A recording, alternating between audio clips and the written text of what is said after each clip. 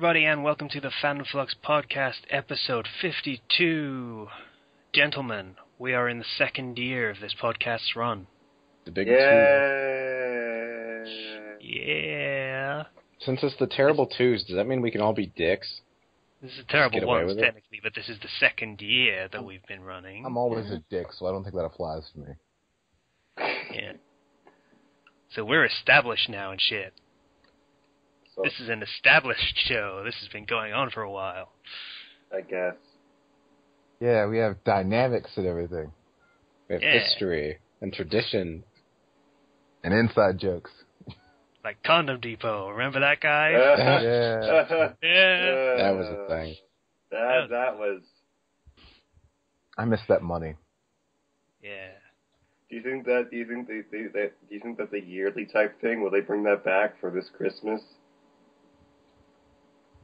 We'll have to actually check. I'll note that down. We'll check that. I'm not kidding. I'm putting in the fucking spare topics notepad document. I'm gonna fucking right underneath our predicted ends for Naruto. I'm gonna put fucking Condom Depot Christmas. There we go. That's what we're gonna do every Christmas. All right. It's a very check nice Condom Christmas Depot special. website. Okay. So I'm your host, KCW, as always, and with me we have Kenshi. You know, I'm Kenshi618, and William Blake once said, the road of access leads to the palace of wisdom, and that's where I dwell. Kenshi618 is enlightened. Why do I get the feeling he said that just so he could indulge in a bunch of whores and get away with it? Probably because he did. Right, okay. Good poetry, though. Anyway, Zero. Hello, everybody. How you doing today? You see, some people did comment on the video where I asked them how they were doing. They're like, "Oh, I'm fine, thank you, Zero." And then I felt really proud of myself. Okay. So I want to ask you, how you guys doing? You doing good? Your wife leave you yet? Most of the comments. That was a strangely odd... Slicer, Yeah. introduce yourself, please. Hi, I'm Sliciness, the only normal one, apparently. Pretty much. You shoot things on a regular basis. I do what? Oh, well, yes, I take lives, but whatever. It's not like they're important. They're not human lives. Okay. See, I made a realization recently that fucking...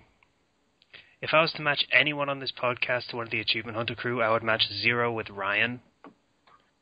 Yeah. I don't know why. They actually sound kind of similar, have you noticed? Voices? A little bit similar. But yeah, no, I'm changing my mind. It's Slicer and Ryan now. It's fucking... I've earned anyway. the creepy one status. Yeah. Should I get a big beard? Because I cannot grow a beard to save my life. Not an Ryan even doesn't have a one beard. anyway. Ryan has children. You need to have children immediately. Right.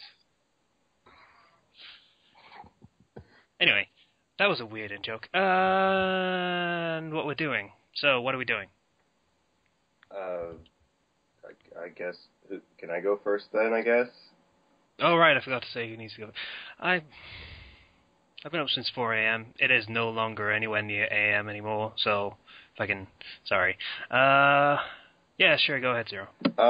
So, just last week, Nintendo released an early version of the English demo for Super Smash Bros. For 3DS. Super Smash Bros. Call it. I knew he was going to say something else. I have to. However, they only emailed codes, redemption codes for this special demo out to Nintendo Club Platinum members. Yeah, Nintendo Club Platinum members got one code for themselves and 3 codes for friends, so they could share that.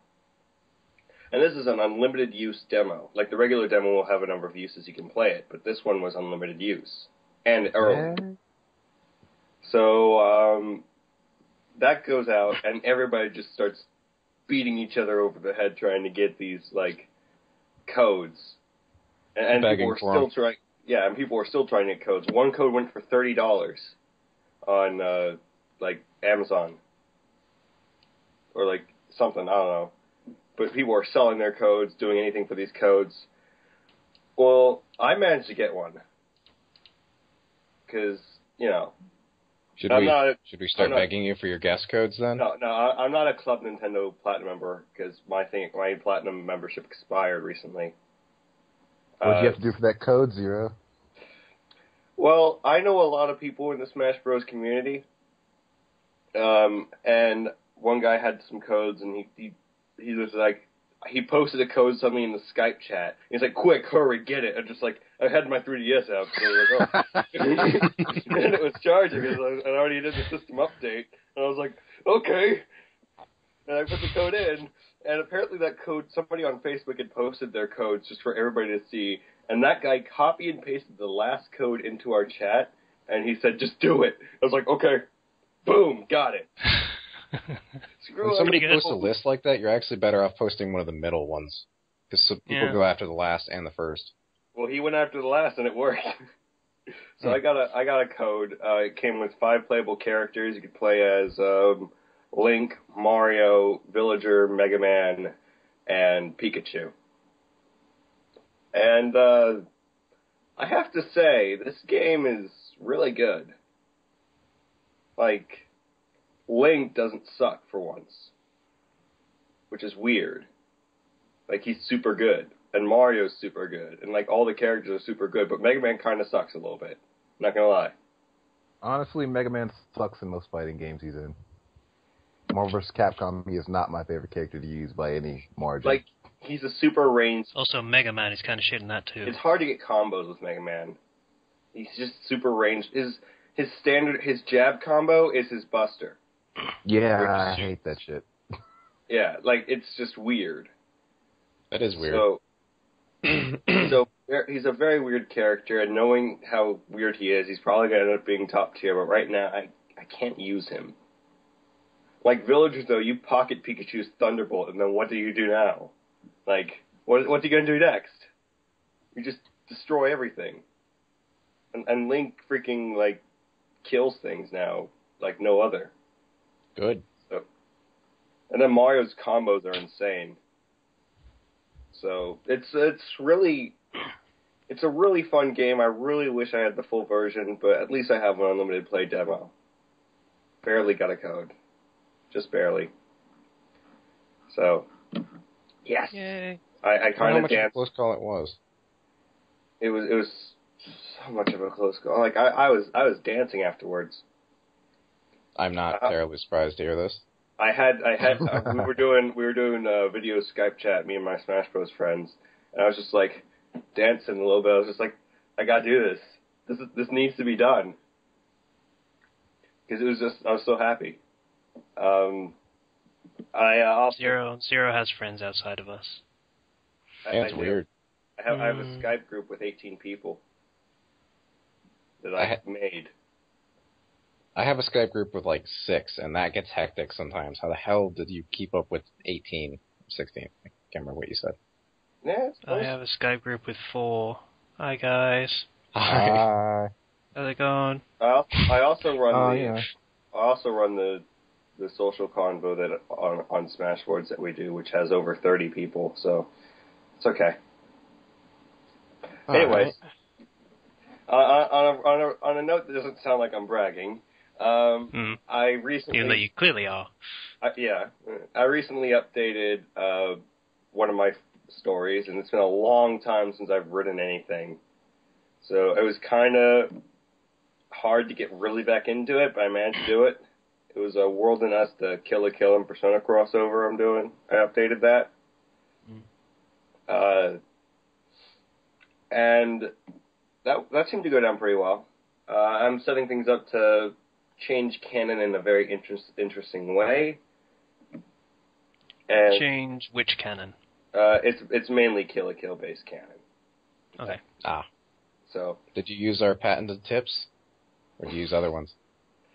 I used our patented tips because that's how I actually do get back into it. Awesome. In fairness, most of those tips were zeros in the first place. Yeah. So I was getting back into it at the time. So I recently released that. I'm working on another chapter. I'm like of another story. I'm like 13,000 words in, and I'm feeling good. I'm finally getting back into writing, and that feels nice. Yay. Let's see. Oh yeah, I also got kicked out of my room again. That's what happens when somebody comes back. My sister came back after leaving the house in a huff and saying, like, I'll never be with you guys ever again, and leaving with only her shirt on her back. And she came back. She didn't have pants? No, she did. It's a saying. Gosh darn it. The saying is only the clothes. Like only the clothes on her back. Clothes, not shirts. Shirt is where... Whatever. It's missing a few things. It's 8 a.m. Give me a break. Okay. All right. No. So other than that and writing, that's about it. Screw you guys. Okay.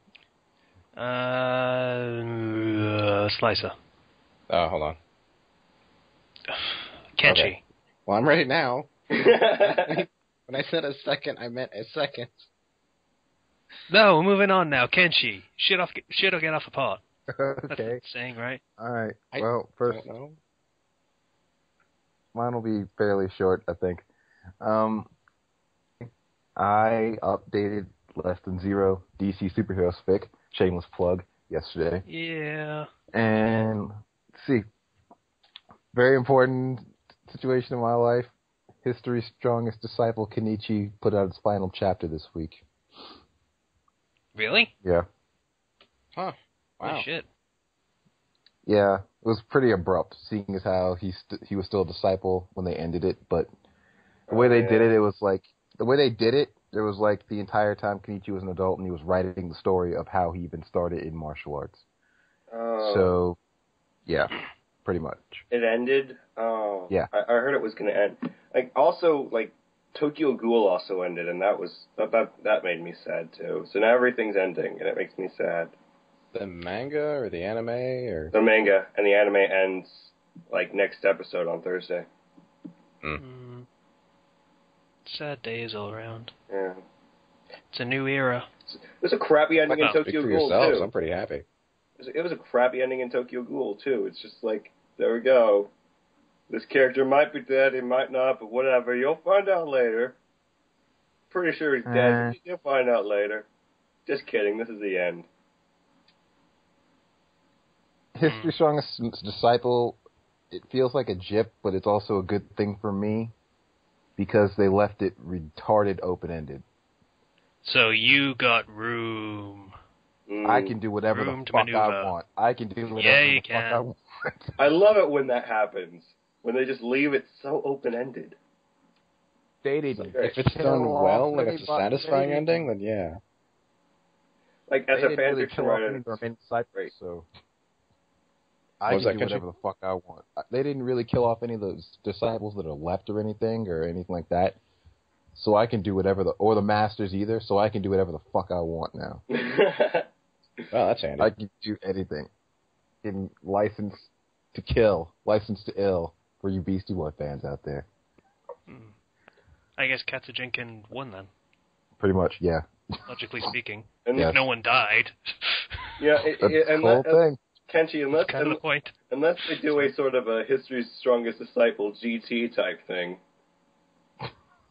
History's Strongest Expert, Kenichi?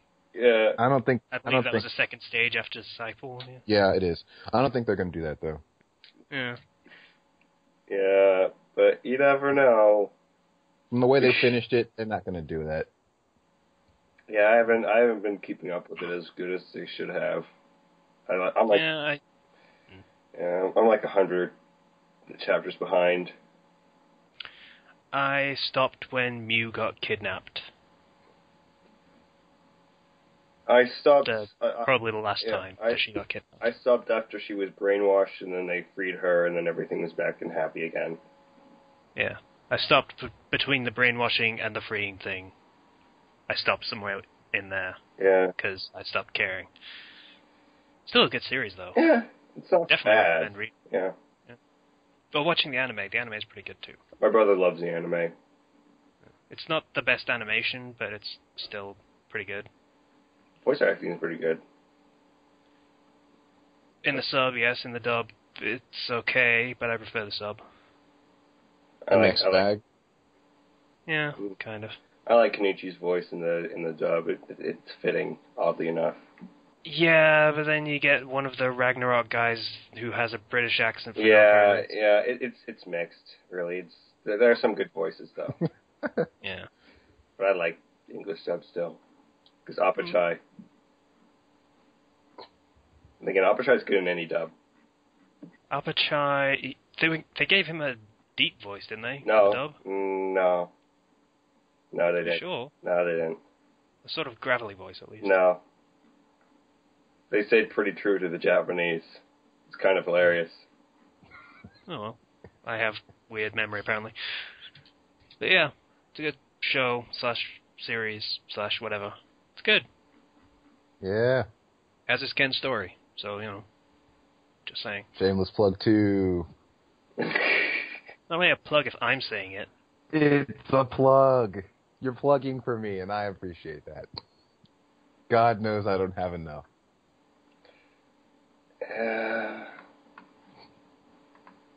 And other than that, I'm officially out of complete fighting mode because I'm back up to 200 pounds. But you're a muscly dude, so that's kind of okay, right? Because you say 200 pounds, that makes me think overweight, and that's probably not the case with you, right? Yeah.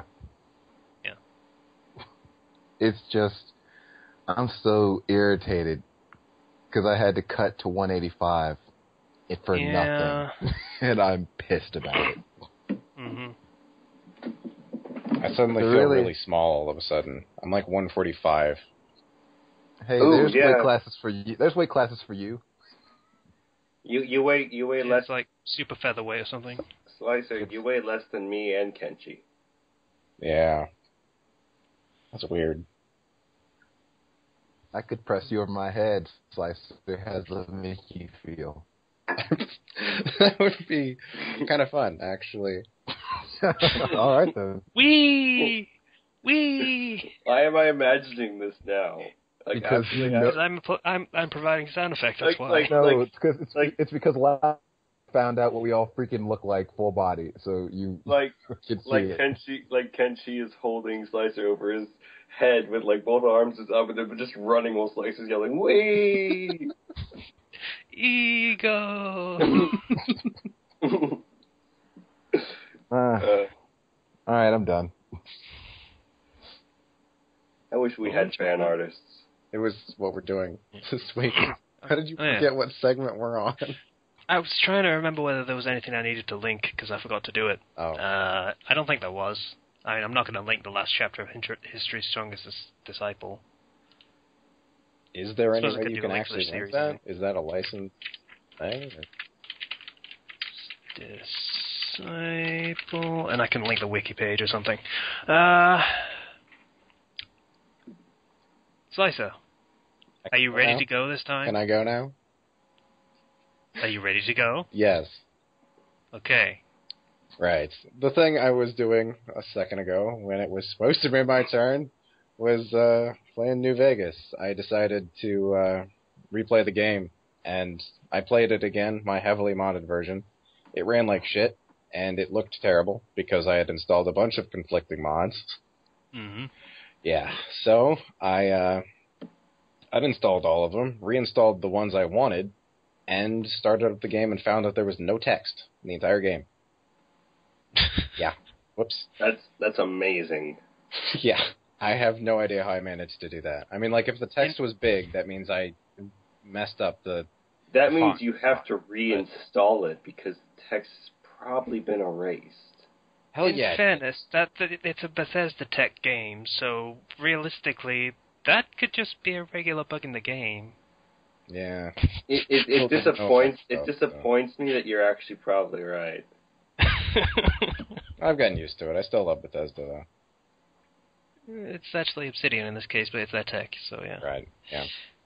Anyway, so I had to spend 3 days re-downloading Fallout New Vegas because my connection was shit. Oh. That was fun. But it's working now. It runs great. Gopher on YouTube is a godsend. He's a great guy. He has a bunch of tutorials for the Nexus Mod Manager, as well as some recommendations on basic mods. I didn't mod it too heavily. It's just some performance stuff, some weapons, some characters. Not a nudity mod, oddly enough. I'm not sure why I didn't get one. It's weird. Yeah. Now that I think about it. That doesn't sound like me at all. All right. Oh. Yeah. Anyway, that took a long time to get all these uninstalled and installed, and so I read Wanderer's Diary since I was in, or reread rather, since I was in a Fallout mood. And it's just as good the second time around. I adore that fic. It's great. That would be Wanderer's Diary, a Fallout 3 fic, and it's just amazing. We recommended it already, but I'm doing it again. I don't have a link on hand, sorry. But yeah. I can what else did I do this? Oh, right. I found it. I think one of us has already suggested it, but there's a manga called Monster Musume no something. And it's monster girls come to Japan to live with host families to cohabitate, I guess. Get along, rather, as a species. And it's kind of harem hijinks, but I really like how the characters are characterized. They have personalities, they have quirks, they're full characters. It's not like female A and female B. Okay. I can't link dump this if someone doesn't tell me what exactly it's called. I can only give the first half. You may need to just type that into Google and it should give you the other one. Here's hoping, because I'm just typing Monster Musume and something. Oh, Monster Musume. I actually know that. Thanks for the help, Zero. Anything else, Lisa? I'm looking over my stuff, and I don't think so. Are you talking about the manga Monster Musume no Iro Nichijo? I think so. That sounds like it. Is it a manga? Type in Monster Musume. Is it an anime? There's a manga called Monster Musume.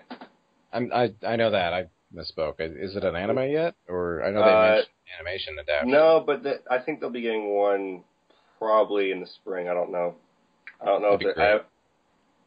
But I can link the... I know pretty much most popular mangas because I am a bored person. Right. They would need to censor the hell out of that, though, because it's pretty much softcore porn in some parts. I mean... In some parts, yeah. Well, it's Japanese, so they would censor the things that they normally censor. So it's sort fair. of, yeah. Yeah. I don't know. Yeah, I don't know. I really like it. It's the characters are great. Can't speak enough about them. Compliment them enough. And they stick to their personalities, too. They don't just, swap around randomly. Yeah. Also on that note, by the same guy, he made another manga called 12 Beast, where it's, instead of, monsters kind of living in our world, it's one guy ends up in a monster world, and it's kind of interesting.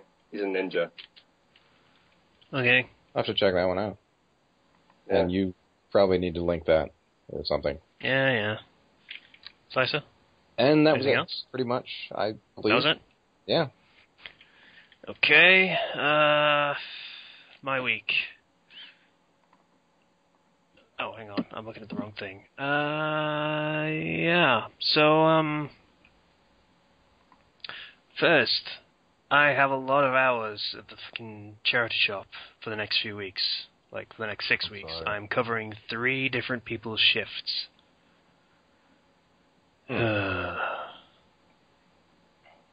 That's gonna suck.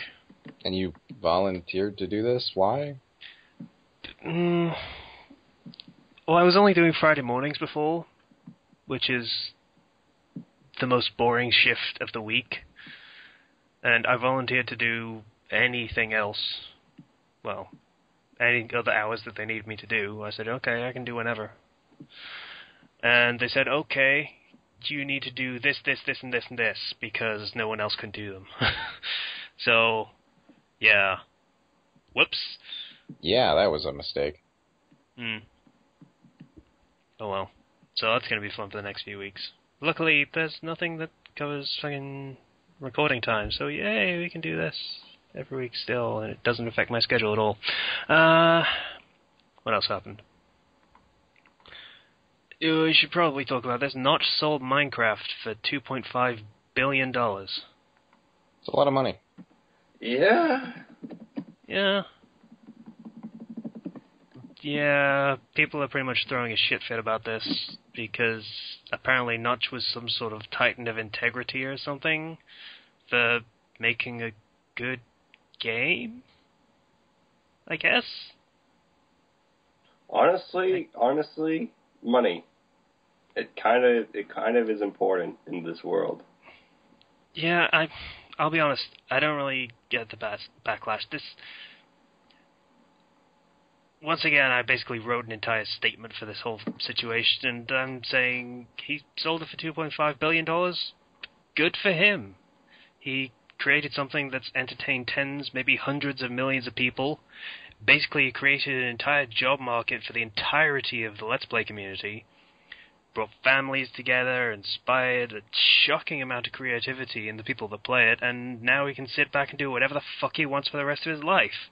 Good for him. He's fucking earned it. Yeah.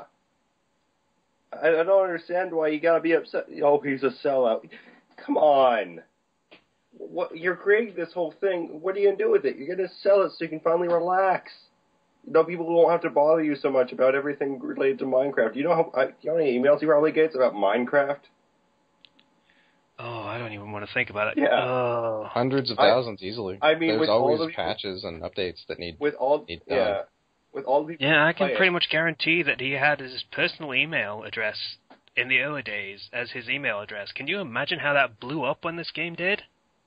Like, can you imagine just how many people just bother him about Minecraft on a daily basis? Oh.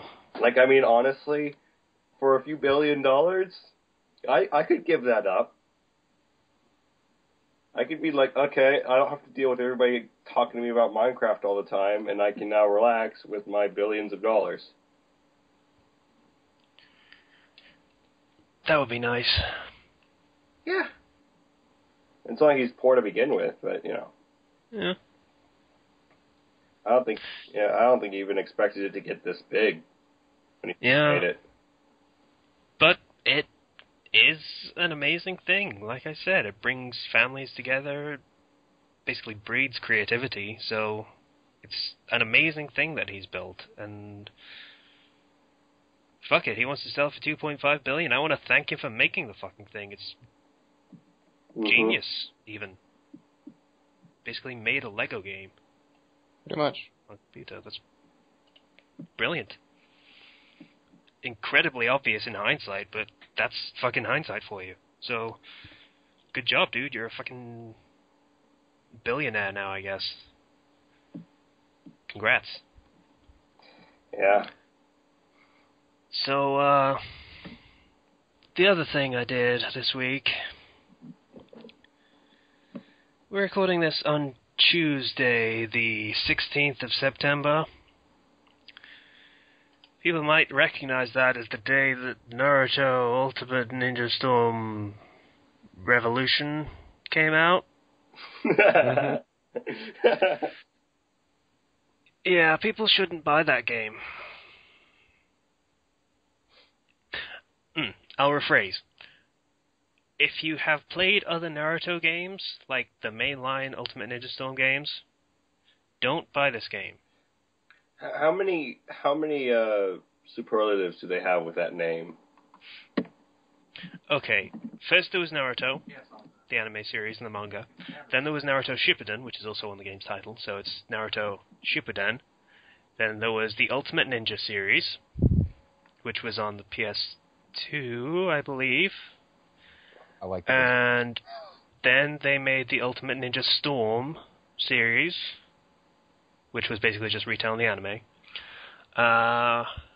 And then they had the numbered version, Ninja Storm 2, and then there was Generations, and there was 3, and now there's Revolution. Also, it's Naruto. So the full title is Ultimate Ninja Storm Revolution Naruto Shippuden. Or? If you were to actually put colons in for every superlative that's in there, it would be Naruto, Shippuden, Ultimate Ninja, Storm, Revolutions. Why is all that necessary? Because this is an absolute mess. Yeah. Dragon Ball is like, we're going to make a new game. You know what we're going to call it? Dragon Ball Xenoverse. There we go. One word. We're done. Yeah, they could have just called this Naruto Shippuden Revolution, and it would have been fine. Yeah. In fact, giving it the Ultimate Ninja Storm series name actually brings down the Ultimate Ninja Storm series as a whole. What's an Ultimate Ninja Storm anyways? A storm of Ultimate Ninjas. Like, is it a tornado with just ninjas, like, flying around in it? That happens a lot in this series, be honest. It could be just Ultimate Ninjas storming. Is it just, like, raining ninjas? Like, what? Is that going to be the new sci-fi movie, Ninja NATO? Yes. Okay, so why this game is shit? Come on. See, I don't want to call it shit, because the basic gameplay and stuff is mostly still there. Kind of. It's kind of Tony Hawk syndrome. You remember when the Tony Hawk games were great? Yes. No. And then they started adding a bunch of pointless shit. Underground is still the best entry in that series to me. Other than Tony Hawk. Project 8 was pretty good. I liked Project 8. It got rid of a lot of the bump and just left in a lot of the good stuff. That was pretty good. I was done by the time that came out, though. So, okay. It has the basic gameplay combat system, for the most part. The one interesting thing it's done is brought in combat styles. So you can be a drive type of fighter that uses a lot of support and basically starts with the supports instantly coming in on their own volition, which is pretty fucking good, because they will automatically block the ultimate moves. Oh. God, that's a pain to fight. Yeah, but then you could also be an ultimate technique fighter, which makes the ultimates real easy to pull off, and you can basically just spam them. And then you can be the awakening type fighter, which is, self-explanatory. You can use the awakening state whenever you feel like it. So, that's pretty interesting. I mean, fighting against the drive types is really a pain in the arse for me, because I really like using the ultimate techniques. I know. Yeah, so that's an interesting thing that they've added, and I like that. But then they added a bunch of superfluous shit. So, the basic conceit of this game's main plot, if you really want to call it that, is that there is a world tournament between all of the ninjas in the series to see who's the best for some reason. Is this Dragon Ball? Feels like Dragon Ball. So it's the Chunin exams only for all ninja. Yeah, that would... Dragon Ball and the Chunin exams had more plot. Yeah. In fact, pick any tournament arc in any anime or Dark TV Tournament, show Yu or anything. Hakusho. Totally call it. Yes. Yes. Any tournament arc would have more plot than this fucking thing does. Basically, you pick a character and you fight in the tournament. That's all you get. That's the plot. How does a ninja tournament work? I'm not entirely sure. Because really, if you advertise it, and if you have spectators, I mean, you're ninjas. You're supposed to be secret. And the techniques are... Well, they're trying to prove who's the best. It's not really about spectators and stuff like that. Ninjas as a sort of a ideology type thing. You don't want to prove you're the best. You want to just, people think you're... Well, now we're getting into the conceit of the tuning exams and all that stuff as well, so, fucking... Also, you would want people to see because it attracts customers for your village. That's kind of the whole deal with the tuning exams. Yeah. So, we're not going to deal with excuses for this kind of bullshit plot anyway. It's just an excuse to have a string of fights between a ridiculous number of characters. Which is fine, I guess. Are characters that don't make sense with this tournament setup in there? Like a Kotsky or something? Yeah, yes. Basically any named character in the series. You can play as Iruka, for God's sake. It's like Street Fighter with Naruto characters, basically, at this point. Yeah, that's a problem. Yeah, but, they added a new, fight mode, which is... I don't know what to... I'm sure there's been something like it before, but, there's a points mode, so basically every character starts with 1,000 points, and if you get hit, then you lose some of those points in the form of orbs that the other opponents can collect. You mean Struggle from Kingdom Hearts 2? I guess. I don't know what that is. So, yeah, there's basically that, and it's a it's a 4-player match. So, free-for-all, 4 players. And they added rails for some reason. Why? That sounds like a really stupid idea. Now, I honestly had no idea what that was supposed to mean when it first came up with the tooltip that it does in the loading screens. It said, hey, there are now rails in some of the arenas, and you can use them to do attacks. And then, what? It's...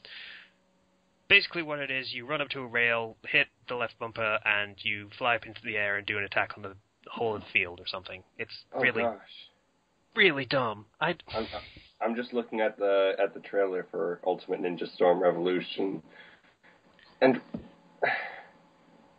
why can you play as his mom? Why can you play as a robot Naruto? Like I said, you can play as any named character, and we will get to fucking Robot Naruto. Trust me. He's his own thing. Right. So, yeah. This feels like a game where it's entirely focused on the multiplayer. Like, you play this game for the multiplayer, and you don't play it for the single player. But the thing is, you unlock all of the characters through the single player, and the single player is such a fucking slog. I mean, I played it for 90 minutes and I was already sick of it. So, it doesn't feel like it's worth it. I would rather play Ultimate Ninja Storm 3 and just play that instead, because unlocking the characters was actually fun in that game. And then I had all the characters, and then I could play as them. That was also fun. That's a good thing. In this, you unlock all the characters so that you can get to the fun bit. Well, I guess it makes you appreciate the fun more? I don't know. I don't want to spend 20 hours to get to a bit of fun that may or may not exist by the time that I actually get there. I mean, we're talking about a multiplayer mode. Those things dry up if no one's playing it. Pretty much. So, fucking whatever. But that's the main plot. It also has a couple of side things, one of which is doing some of the mini arcs that you don't get with the mainline series, like the birth of Akatsuki. That was the thing. I didn't play it because I didn't care. Then we have... Okay, I gave up after 90 minutes of playing the main story. Then I decided, okay, I need to play more than 90 minutes of this game if I'm really going to give it a fair shot. That sounds like a mistake. Dump on this game. I can't just dump on this game after only playing it for 90 minutes. That's not fair. Maybe it improves after you get past all the intro bullshit. So I go back into it, finish the first tournament thing, which is like literally an ending. It says Finn at the end, as if I just completed a massive saga or something of fucking 6 fights. And it boots you back to the title screen, and you unlock the Mecha Naruto story. Yeah, I just saw... I'm watching the trailer. It says, witness the story of the new character, Mecha Naruto. Why does Mecha Naruto have a story? Why is there a Mecha Naruto? This makes... Okay. I'm gonna recap the plot as I've seen it so far. I need to hear So, Hinata is sent on a mission to the fucking Festival Island, which is where this whole tournament thing is taking place. And Naruto goes with it because, fuck it, he's got nothing better to do, basically. And they do the mission, they deliver the thing, and find, hey, there's this robot dude, and he looks kind of like Naruto. Naruto hits in the back of the head and wakes it up. And Robot Naruto is basically regular Naruto, only he sounds like this all of the time. Ugh. And it gets really annoying really quickly. Does he have like, what is my purpose? Who am I? Like that sort of, like... I'm gonna say it again. Robot struggle. We'll fucking get there. So... Oh, God. Robot struggle. You have no idea. So, Robot Naruto instantly gets a crush on Hinata, because, fuck it, why not? Let's fuck with the fanboy some more. Her human cat was nice. Sorry, I love that reaction. I'm gonna kill someone.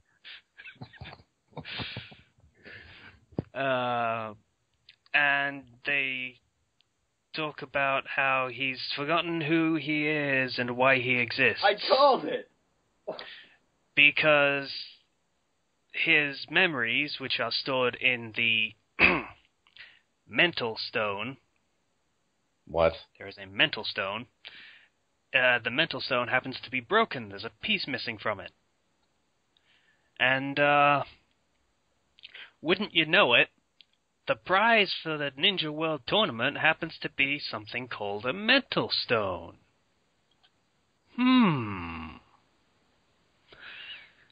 This So is not how robots work.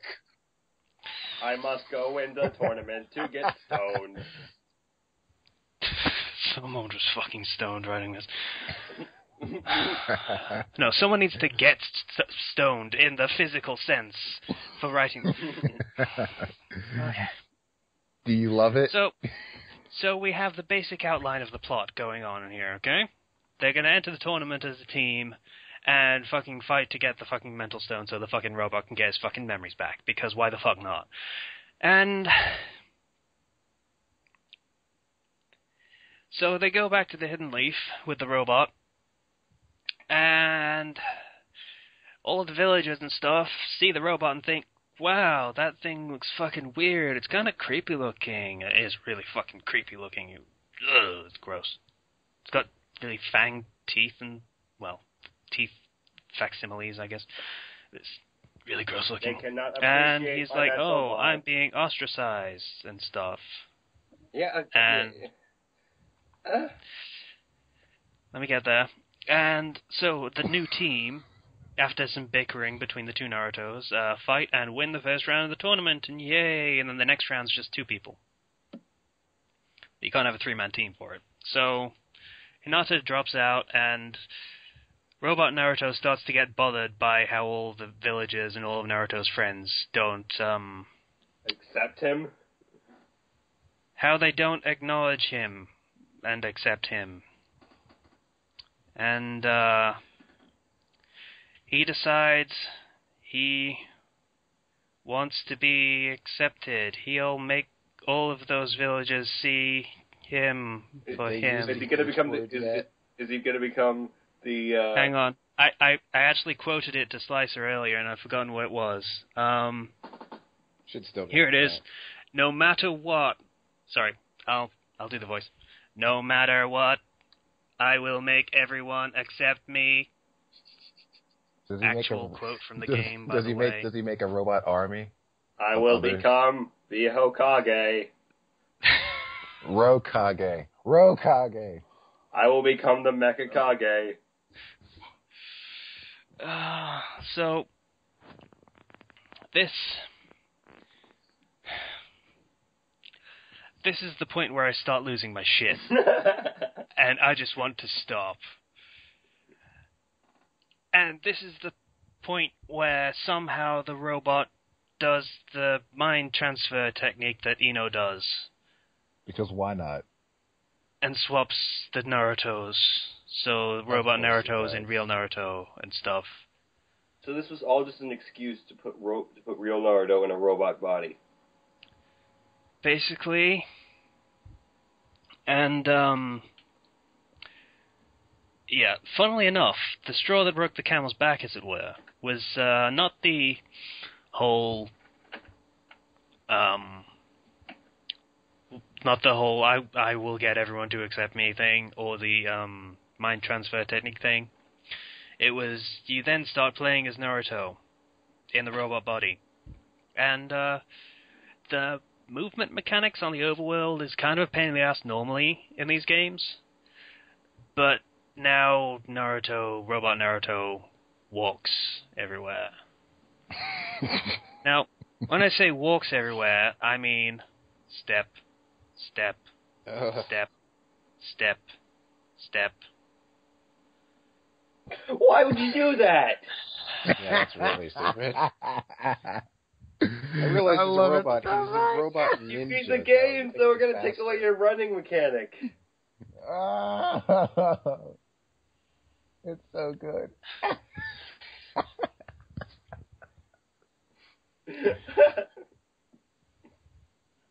I love it so much. You have a very twisted definition of good. I love it as in I'm not experiencing it, so it's funny to think You about. love hearing about it, then. Yeah. So, at 2 hours in, I officially lost my rag with this game and I stopped. In fact, as we speak, I'm opening Steam and I am deleting it from my hard drive. I will never touch this fucking thing again. Can you give games once you've played them? Because I just need to experience this. I'm just looking at the comments on this trailer. I'm like, yo, the hype though, and it's like, oh man, this is gonna be so awesome. And I'm like, nobody thought this was gonna be awesome. Step.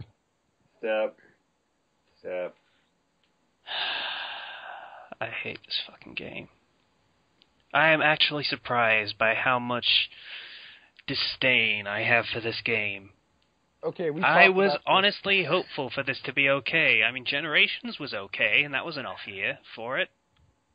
I knew it this wasn't was anything special. I knew this was gonna suck 6 months ago when the Mecha Naruto trailer broke. Okay. Oh, yeah. I remember actually about seeing, this.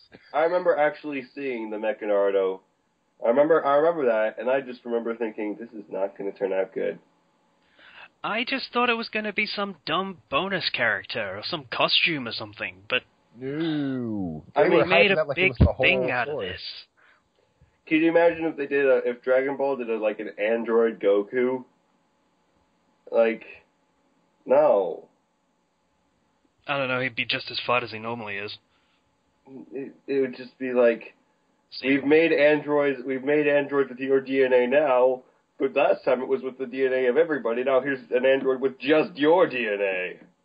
Those are cyborgs, by the way. Yeah, but they call them androids. Well, good for you, they're wrong. I know they're cyborgs. They're cybernetic, by the way, or I guess they're cybernetic organisms. They're made with living parts. It's just for some reason they're called androids. So, Because android sounds. No, it doesn't actually. Cyborg sounds equally as cool. The cyborgs are coming from the future to kill you. The androids are coming from the future to kill you.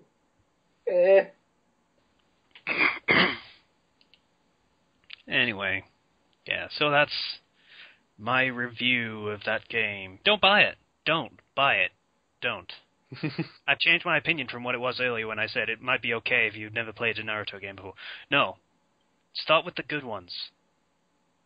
Hell, start with Generations. Get a feel for the fighting mechanics. If you like it, then great. If you don't, then you don't. And then, if you like it, then get the actual, really, genuinely good games, which are 2 and 3. I never played 1. I like 1. Alright. So, that's the end of that. I never have to think about it again until someone puts in the comments that they want to see me fucking play it because they're assholes. Let's talk about this newest Bleach. Let's just move on. Let's move on to Bleach. Yes, that's a good idea. Let's take a break from Naruto. Better. Something we'll all enjoy more. The world enjoys more. For its execution. So yeah, Bleach 596, I believe. 596? Jesus. Yeah, we're almost at 600. Can you remember when this series should have ended at like 420 something? Yeah, 420. Yeah, but Plays up. Yeah, it starts with, the new Zambambos and beanies showing up. Okay. And they're like, "Oh, it's you guys. We're gonna try and take you down." Yeah, and then they kick Hisagi's ass, which is not that impressive. Because he's really lieutenant. Not really. Which is an important position. It hasn't been impressive for 400 chapters. More than that. 500, at least. The only time they were a credible threat was when Society, lieutenants they were the invaded shit. the Soul Society. Yeah. They weren't the shit even when it was Renji. Renji was the only lieutenant that ever got any focus. And even he got his ass kicked early. Renji's an absolute butt monkey, though. I mean, the fact that he was badass for one fight is the exception, not the rule. Mm-hmm. And then Mr. Praise's son appears, and he's like, "Once again, the enemies have appeared in the nick of time. Yeah. I gotta go do some stuff now. Because this is a wonderful contribution to the Kurosuchi Corpse Properties Research Squad." This face. What exactly did I say for this face? I love that I have notes that I can go back to. This is the I just farted after holding it in for 3 hours, and it's so satisfying face. That's what that face is. It's like, there it is. And then he's like, "Kurosuchi, what have you done to Muguruma and Otoribashi?" And those their names, right? Yeah, I think. No one else remembers their names. No, I didn't remember their names. Kensei and Rose. That's all you need to know. Yeah. Don't impugn my honor. I saved those two. Thank you very much. And flashback. At least we get a shot of that fucking Spanish guy again. True. Spanish guy's like, "Sup?" Yeah, he doesn't actually do anything, but it was still nice to see him. It's like, was your trip to the past nostalgic? I've injected some drugs to the blood systems of the Arrancar, and I'm positive that all of you who just got showered in their blood will be quite satisfied with the results. Yeah. He's fucking doing his blood mojo, and hey, look, they're mine now.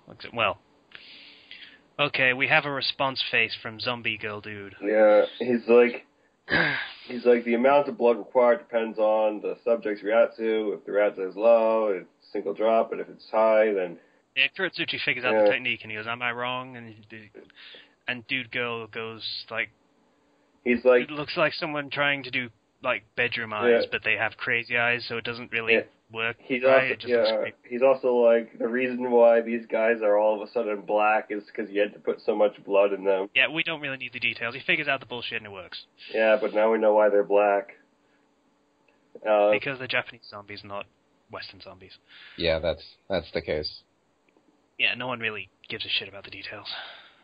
I have the blood samples of every member of the Serete.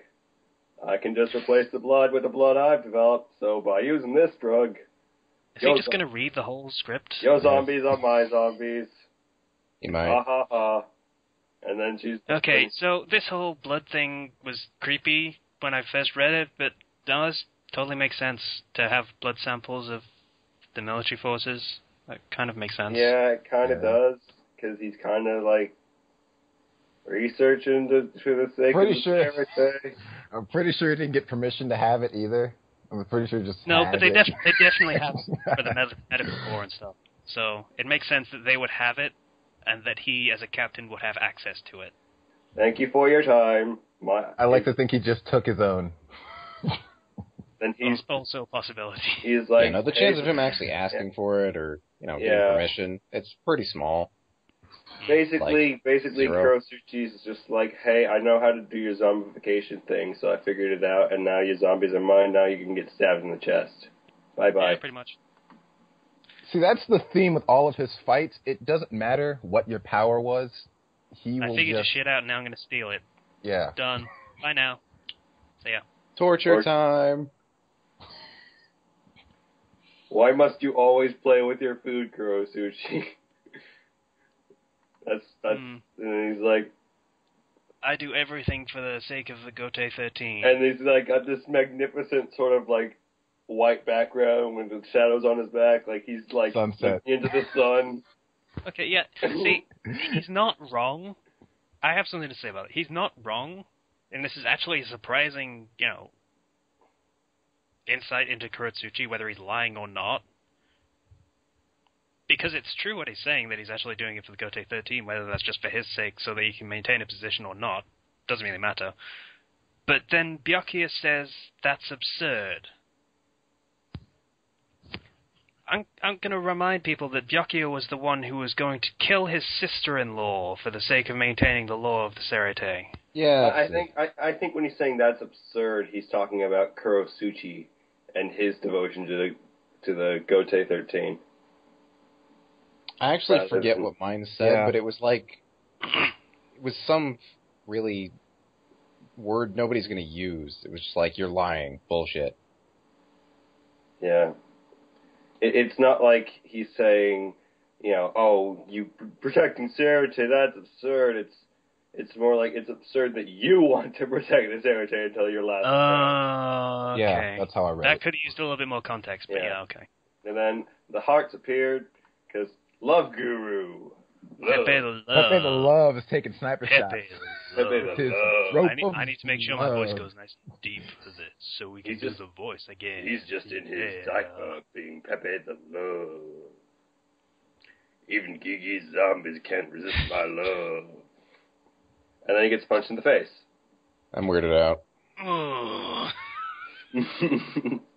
Sorry, I had to do something. Zero stole the line.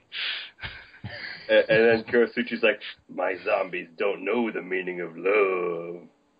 That's the wrong voice. You don't do that voice. No, I like to think that he's copying. Kurosuchi doesn't deserve that voice. I like to think he's copying that guy when he's saying that. That's because look at that face. It's just like, I'm looking down on you, and then that's doom face right there. Yeah, and then you see like the Pepe the Love. You see his just expression is just like, no love. Yeah, I'm not entirely sure what that expression is supposed to convey. That's sort of. And then his fat gets pummeled. He gets pummeled in the fat.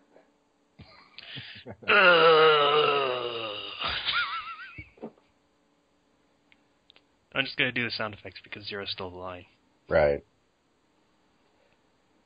And then I'll let you say his last line. Hang on, I'm out of practice for the voice and I just knackered it by doing the fucking sound effect. Damn all you loveless bastards. I won't forgive any of you. That was shit. That was rubbish. That's great. Maybe lose Zero. That was your fault. That was like something out of a Western. I don't know what that was supposed to be. God damn it, Zero. I won't forgive any of you. And then it's like, huh? And then the girl who eats people appears. And then we have fucking Tia Harabell fan art. It's fucking grainy. Not even slightly surprising. You know what? I'm fine with this. I'm fine with ending a chapter on Tia Harabell. We've had worse endings. And her ridiculous underboob. Seriously, though.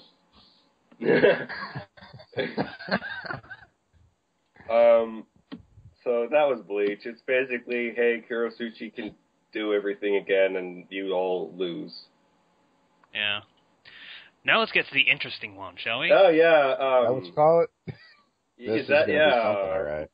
I think I was clenching my fist in anger while reading this. Why? Well, we have stuff to talk about for this. Did you not see this coming?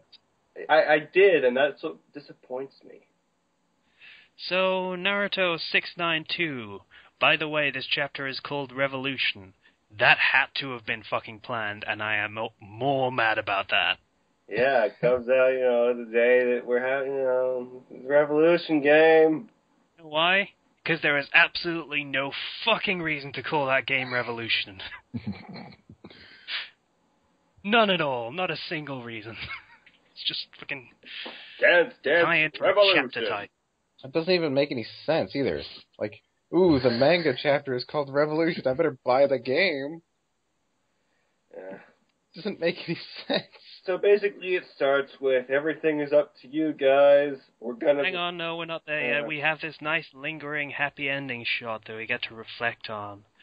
So nice and idyllic and happy, and it's all good, and everything's okay again. I actually completely. Or is it? Really? You were saying? Okay. Yes, really. I actually skipped over that first page. I didn't see that, so that was my bad. Basically, it's like Kakashi, Sakura, Sasuke, Naruto. The rest is up to you. The Kages are all leaving. He's reading it again. Stop reading I it. know. I'm just saying, the Kages are all leaving. We're gonna go do whatever. Well done. We're gonna fuck off You know, and beat down. tell beasts are like, we're free. I can go back to my cave. Yeah, my they all forest. discuss what they're gonna do now that everything's over and everyone's happy Yeah. again. Kokuo's decided he's gonna retire now and spend some time with his grandkids. The little ones, he doesn't spend enough time with them, so it's gonna be good to have some chances to get back in touch with them. Kurama's like, I could probably go back. So much to look forward to now that everything's okay Yeah, again. Kurama's like, I could probably go back into Naruto. He's like I'd like to point out that Kurama's pulling a complete tsundere moment here. I know, it's so great. Well, if you put it like that, I guess I have no choice. It's just like looking aside and you're like, oh. You're just like, oh, little tsundere. All that's missing is the stuttered claims of Baka. Or utterances. And the blush marks. We need more blush marks. Right, yeah. It's not like a wannabe back inside you or anything.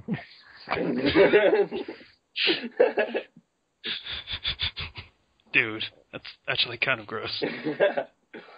No, it was like, yeah, everybody was all good. Kaguya didn't have a heart. Whatever. He ate the chocolate fruit. Whatever. Okay. Different. Once again, we're not going to rush through this bit because we need to call out once again. This is what happens when you have no motivation or plot or background for a villain, the main villain of your series. But likely after she ate the chakra fruit, something must have happened. And that is our final insight into the main villain of the series. Yep. Something happened. Thanks, series. That's great. That's all that you can do at that point. If your character's so blank, you need to explain it away. It's just, you failed. Then the one sage dude is like, no, that's left. Just spell the infinite Tsukiyomi. And that's it. There's nothing else after that. We just gotta do that. That's it. The game's over. Nope. And it's gonna be super easy. We just have to get Naruto and Sasuke to work together. Wait. Okay, Naruto, Sasuke, you can do this. You just have to do one thing in cooperation, okay? Just one thing, and we can all get this behind us, okay? Alright, Sasuke's like, okay, I can do that. Just, let me go murder a few world leaders for a second, and then I'll be right back, yo? That's cool? Yeah. Yeah. Cool. Like, and then Kakashi's like, what you say? Like, what? Like what? No, we just do the one thing and then it's okay. We just. And Dosky's like, okay, Tail Beast, I'm going to place you under my control. There we go. I want to This claim. is all going wrong. It was supposed to be the happy Oh, ending. What's going on? I want to claim bullshit on him instantly having control of them, but I mean, the Tsukiyomi thing is up, so he just used that, basically. Mm. Yeah. So, yeah, fucking history just keeps on repeating itself. You don't need to do that. I think the character Voss from Far Cry 3 said it best when he said insanity is doing the same thing over and over again and expecting a different result. I believe the exact quote was, "Have I ever told you the definition of insanity?" You want me to do the whole thing? Please don't. I played that game like when 9 you do the times. exact And same fucking thing over and over again, expecting shit to change. Yeah. And then we got, like... We don't need you to do the fucking fake-ass Scarface voice for us. Sasuke's like... It just sort of happened. Sasuke's like, I desire is to reform the entire shinobi world by killing the world leaders. And how's that going to work? You're not thinking this through, Sasuke. And then he's like, I want revolution. And that one like panel where he says revolution, it looks like he has a flashlight right at chest level. He's just holding it upwards onto his face. That's exactly what it looks like. Yeah. I mean, the lighting looks just like that. Okay, we need to examine. We actually need to examine this in detail. For Sasuke's entire arc, the Captain face heel turn has done a face heel turn. What a shocker! But fucking, I can kind of understand the mindset. Yeah, that's the same. That's the same here. He says, up all the Kages up till now, they created the situation. Yeah, and it's true. They all the Kages have kind of failed at stopping the situation over and over and over again. And he's not entirely wrong. Yeah. In any of this. I mean, one instance of cooperation does not a peaceful world make. Yeah. Not so much. In fact, I was basically planning on taking the Life of a Ninja story that I was writing in this direction at the end of the main Naruto plot, where, 10 years after the end of canon, everything just pretty much goes back to the way it was. Everyone's on the brink of war again, and nothing's changed. That's what I was going to do. They are still ninja villages, and they can't all make a profit at the same time. They need to be against each other to flourish. Yeah. And they're also not actually in charge. They have lords and stuff. They're barely mentioned, but they still exist. Yeah, so he's basically saying, yeah, I'm going to have to kill people and kind of remake this entire society. Yeah, and then, he buries all the tailed beasts in beast balls, get it, but they're made out of rocks. But I'm Tish. I just want to point out as well, these are all military organizations. They have seconds in command. Yeah, that they can promote, and they are the new Kage. Also, and they'll be pretty fucking pissed that the old Kage all got killed. I don't understand. What are you going to do after you kill the Kages? You're just going to be like, okay, cool, they're dead. Let's just dispel the infinite Tsukiyomi and everything should be peaceful now in the world? What's your plan, Sasuke? How far ahead are you planning this? I think maybe you're expecting too much from Sasuke. He's not a very intelligent person.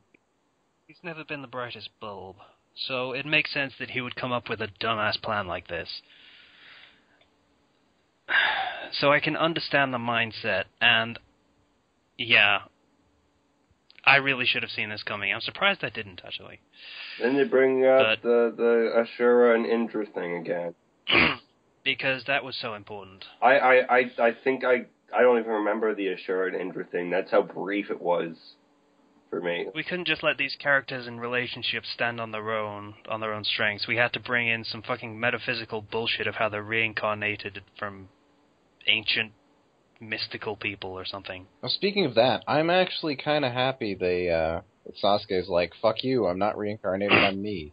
But I was happy to see that. It's just from him. Yeah. Would have preferred Naruto said it, but whatever, at least somebody's saying it. And then on the next page, it's like the whole Indra and Ashura thing didn't work out, and Naruto's like, I'm going to end the brothers' feud, and I'm like, didn't the feud already end, and why do we have to keep bringing this up? Oh, yeah, I forgot to mention it, but is anybody else getting an Evangelion feel from the rocks floating up? Nope. because I don't give a shit about Evangelion. Just me, I guess. I only watched a little bit of Evangelion and didn't get to the supposedly good part. You Philistines. You're talking about Evangelion. I think people would call you a Philistine for watching it. Some people would. Mm.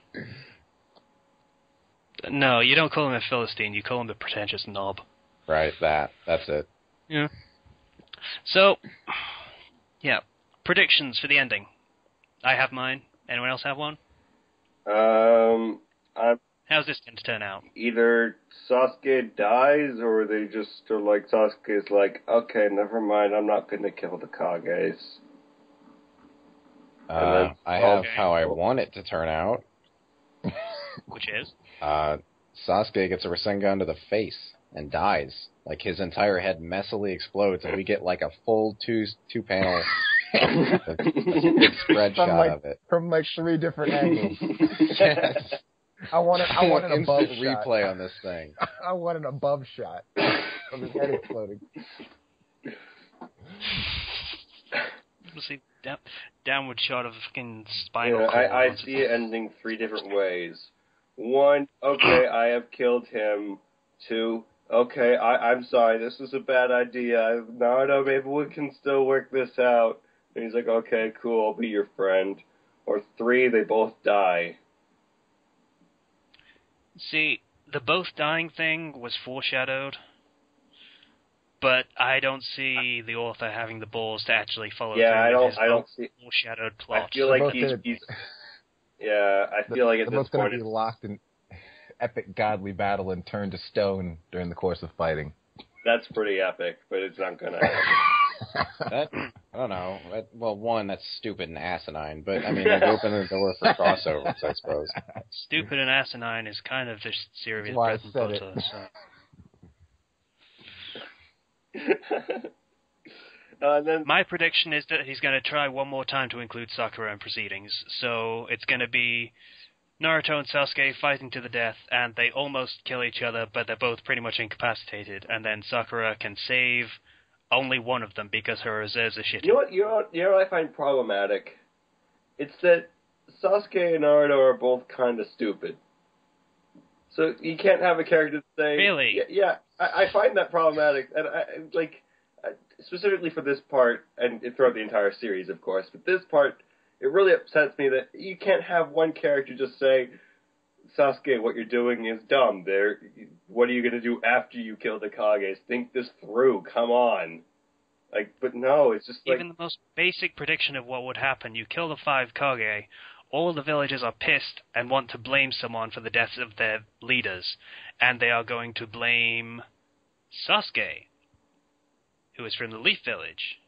Yeah. So the Leaf Village. And the Leaf Village has never reined him in, or sent anyone after him to kill him. Not a single time, even when he killed their fucking leader. I am still pissed off that they have not even mentioned that so far. So, you can see why, if one character just had enough intelligence to point this out. Instead, I got a text message. We heard. I don't know. Maybe that's what he's aiming for. Maybe that's what he actually wants or something. I don't know. Except he doesn't take in the fact that they're going to associate him with the Leaf Village. I don't know. Guys, I'm just so professional over here. I'm just so professional. All kinds of professionalism. Yeah, that's why the sound came up, right? You just acquired professionalism? Yeah. It was like an item pickup. Yeah. Yep. Get it? Because it was the pickup sound. It was a text message from AT&T. Why do you have to send me messages, AT&T? I don't. My data plan's fine. Because they want... This is a dumb episode. Yeah, alright. So next, let's just finish this off. Next page is some fan art with all of them being kids in their grown-up clothes, and it's kind of yeah, creepy, it was adorable. But also adorable, but kind of a little bit creepy. Because it weirds me out. And then the next page, more fan art, and then 4 pages of fan... Oh, no, 2 pages of fan art, and then there's a final page. Yeah, I saw that. Yeah, it's fucking... like, over the course. Naruto, you're the last one in my way, or something. Over the course of the war, I've gotten rather used to the village of Rinnegan, blah blah blah. Everyone except for you, Naruto, is gone. It's in my way. Just kill you. And then, next week they'll be taking a break, so we won't be able to talk about Naruto. Oh, really? I didn't even notice that. Yeah. Oh, that's a shame. That's a shame. All right. Real sad. Let's just move on to the next topic. Naruto has disappointed me enough. And the next topic is, Casey? I don't know. I'm still mad about that fucking game. I'm still mad about it. God damn it. It's okay. How much did you drop on that game? Sorry? How much did you drop on that game? £30, I think. £30. Pre-order, so it was cheaper. Ah. Oh, okay. Yeah, it's like $45, I think. Yeah, I would have had to pay $60, so thanks for taking that bullet. You're welcome. Well, I said you fucking wait and see what I said about it, and I fucking said about it, trust me. Anyway. Next topic. We have put it off for like 5 weeks, but boy be fresh, your ship has come in. Saturday morning cartoons. Who the fuck is tapping on the desk? Nobody? Yeah. Okay. Saturday morning cartoons. Hooray. Yay. Yay! We didn't have them in this country. You didn't? Wait, what? What the hell? Well, we had cartoons, but they weren't aired on Saturday mornings. They were aired whenever the fuck they were aired, because most of them were imports from your country. So, Saturday morning cartoons. So instead, we got like a fucking live show with a lot of your imports. So I remember, there were a lot of old Saturday morning cartoons. There was, the original Pokemon show was one of those Saturday morning cartoons, alongside Digimon. Those were both Saturday morning. And there's a lot, like... Is anyone else going to talk? You were talking. We were saying things. What the fuck do you want me to say? You were talking. I was going to talk about the fucking thing that we did, but yeah. When you talk... Go ahead. It's just... I like Saturday morning cartoons. I always woke up really early for them, but then when I missed them, I was really super, super sad. Because Pokemon. Old school Spider-Man. Yes! Damn.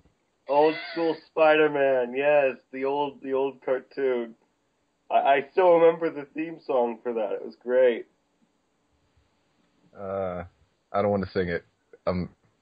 It requires you to have a roboticized voice. Cool. See, that's a joke that the listeners will actually get. There's no auto-tune. Do we have... Wait, can we do auto-tune? He's actually doing auto-tune and a kind of stutter button at the moment. Yeah. Yeah, they won't get it. Can I do auto-tune on Audacity? Is there an auto-tune thing on the effects? There has to be. I don't think so. You'd have to fucking figure it out on your own, and I don't have fucking time for that. Yeah. Ain't nobody got time for that. Nobody. But there was a lot of stuff. There was the cartoon that single-handedly ruined Saturday morning cartoons was Yu-Gi-Oh.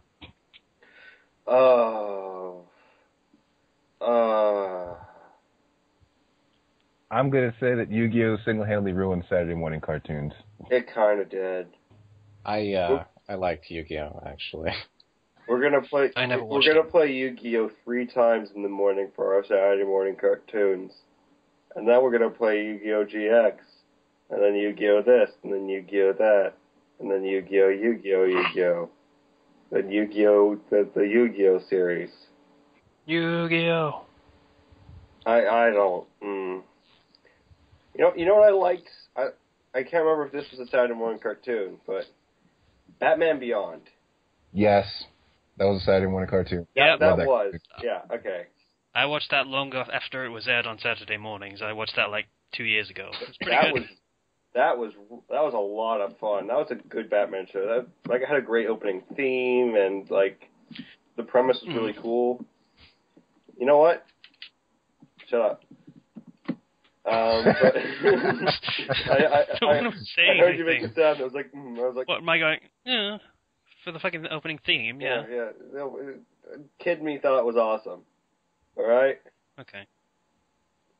Well, kid you was probably stupid like most kid people. You know what? Kid me probably was, but I don't care. Yeah. Freaking Power Rangers too. Power Rangers was on. I remember Which one? Power Rangers. Which version? Which version? Original? Original? The Mighty Morphin? Huh. You know, that probably means you've been watching Johnny Young Bosch things for the entirety of your life.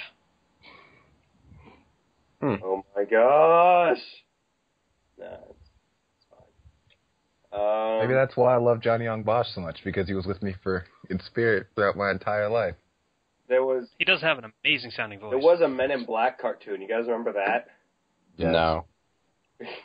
I don't remember that coming on in Saturday mornings. That shit used to come on like the weekdays, like 6 o'clock in the morning. It came on some Saturday mornings. It was a WB show. You know. Then they had gosh darn it, there was a lot of, does anybody remember Monster Rancher? Yes. Monster Rancher. I remember that. That was a lot of fun. I had a game. I had like the Game Boy Monster Rancher. I never really watched it, but I do remember it being on. Fucking Flazo. It's like if you were, it's like a weird sort of Digimon. It's the only way I could describe it. Monster Rancher. More about the raising of them, if I remember right, though. Yeah.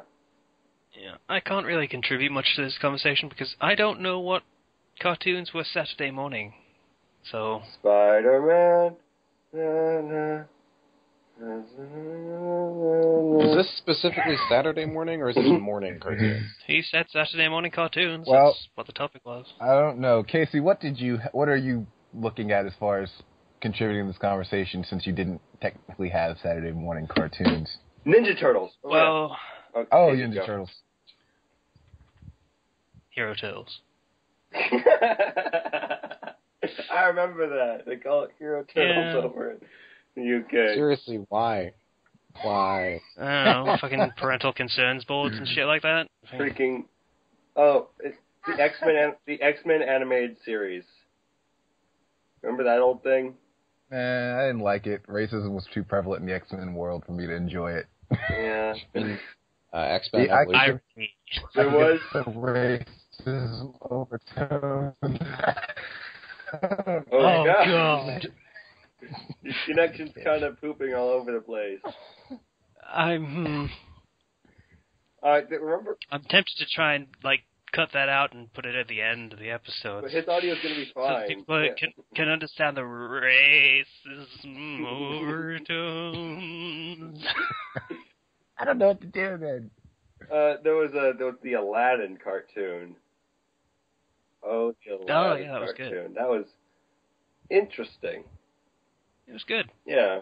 Robin Williams, though, is dead, and that makes me sad. It also wasn't Robin Williams in that. I know, and that made me really sad. He's such a good genie. Yeah, he was. So there was when Animaniacs. I watched that one. Show. Yeah. Yeah, that was good. I remember that.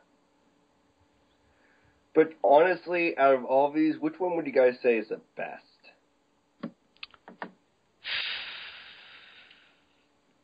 Like something that you were that you would prefer to watch over the others, that you were super excited for. Challenge Ant. I am super serious. We did not do the Saturday morning cartoon thing. Okay, but which of these old cartoons would you rather watch, Casey? I don't fucking know. I didn't watch a lot. Spider-Man, Pokemon, Digimon. Didn't watch it.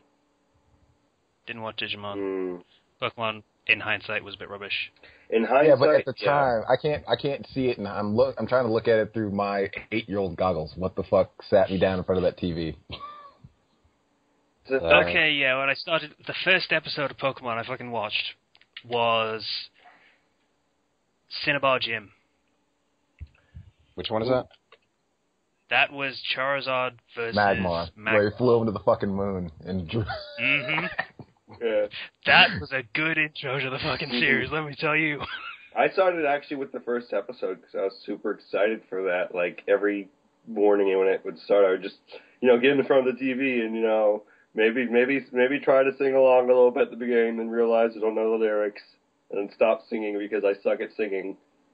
But I was super excited for Pokemon because it was like, it's a video game cartoon. Video game cartoon. I was super excited about it. I'm still pissed at Charizard for that first league, by the way.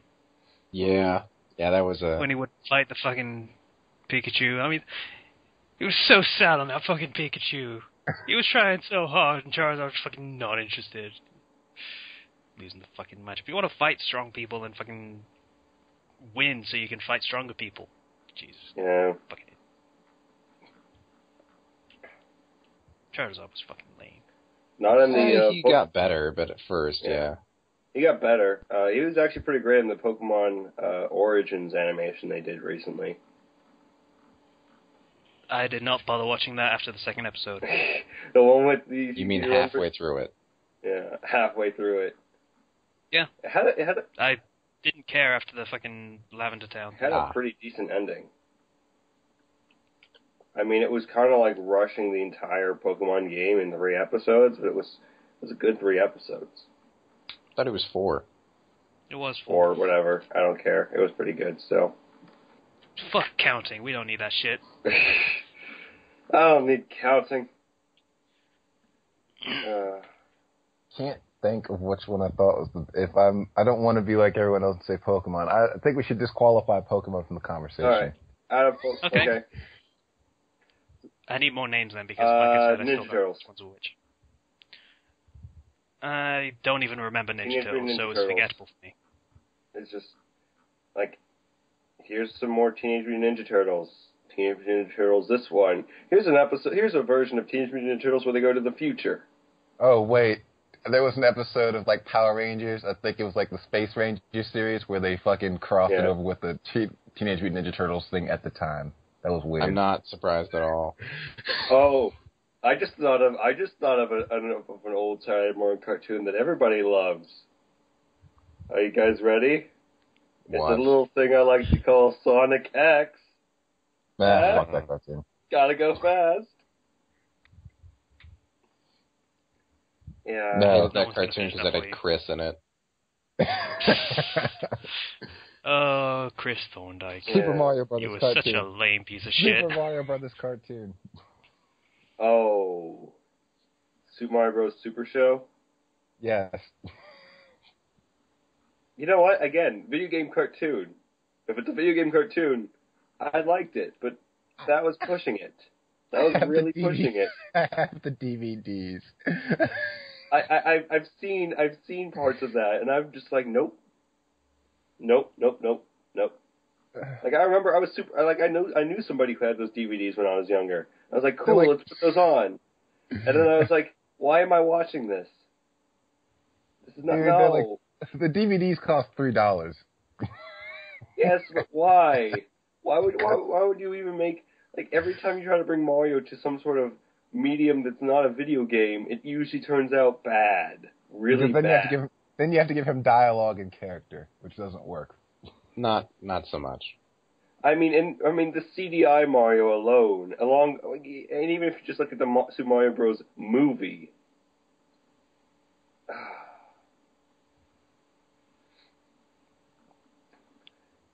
Yeah, I have nothing to add to this because Super Mario, I didn't have a NES. I didn't even want a NES because I was a Sega kid, and I don't think they even showed the Super Mario Brothers whatever show over here. So that was a spectacular level of I don't give a shit for a child at the time.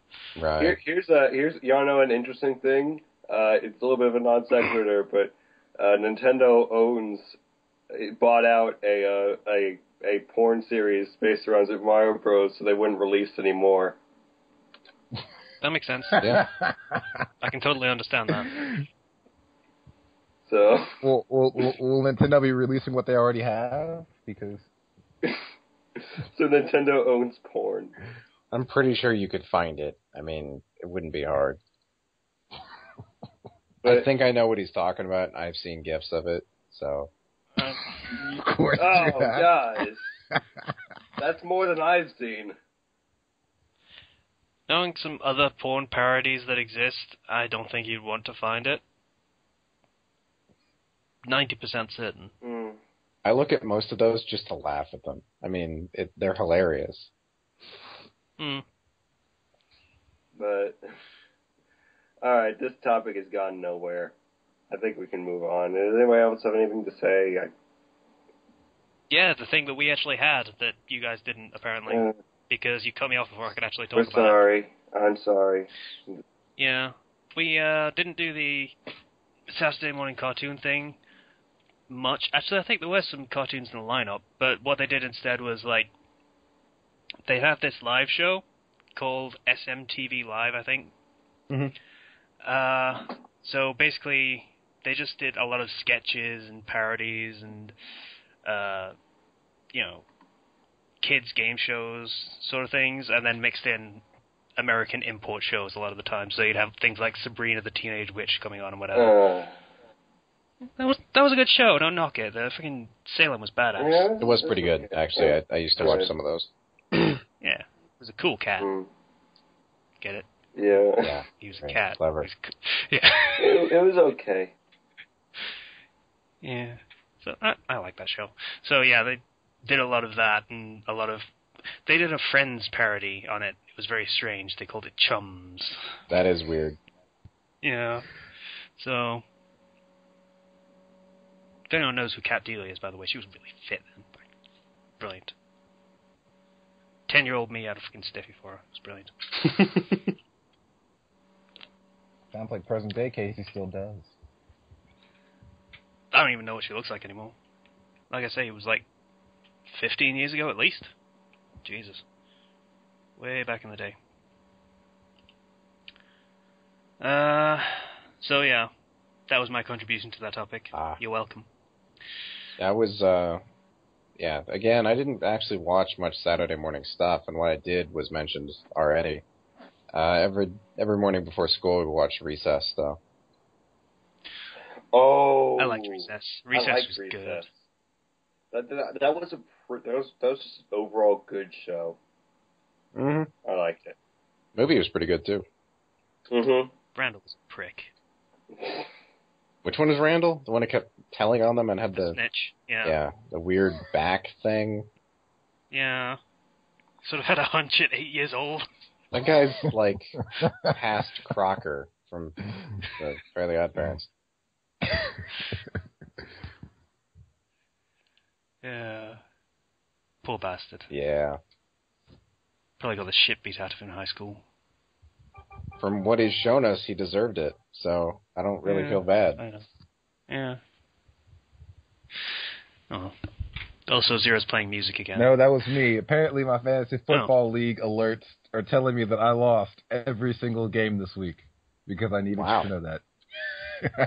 Oh. I already knew that. Shit. It's okay. It's okay. Fucking Jay Cutler. Screw me over. You may have failed every single time, but if you fail again, it doesn't matter as much. I won every game last week, which pissed me off worse. The slowdown. Your connection is terrible. I can't tell whether he's doing the slowdown intentionally, and he's somehow sensing when he's going to go robot, or it's just doing it on its own. Kent, you there? Move along. All right. Next topic. I'm going to have to do the Pamela episode for this one because it's going to lose so much if we don't have that. Yeah. I hate you guys. Oh, so. It's nice not being the laggy one for once, I think. Yeah, you've been okay for most of it. It's just been Ken. Okay, so, what time are we at? We're at... Yeah, we're fine. So the next topic is crossover tone. So I read something this morning. It is a Naruto Legacy of Kain crossover. Yeah. Nerd. That has Naruto meet Kain and get all his powers, and then somehow also Raziel's, because why the fuck not at that point? If you're going to make him superpowered, make him super powered. Mm-hmm. Now, it does something that you notice instantly from, like, word 1 of the fic. It's in first person, and yet the first paragraph that is all internal narration from Naruto is immediately in the well-spoken,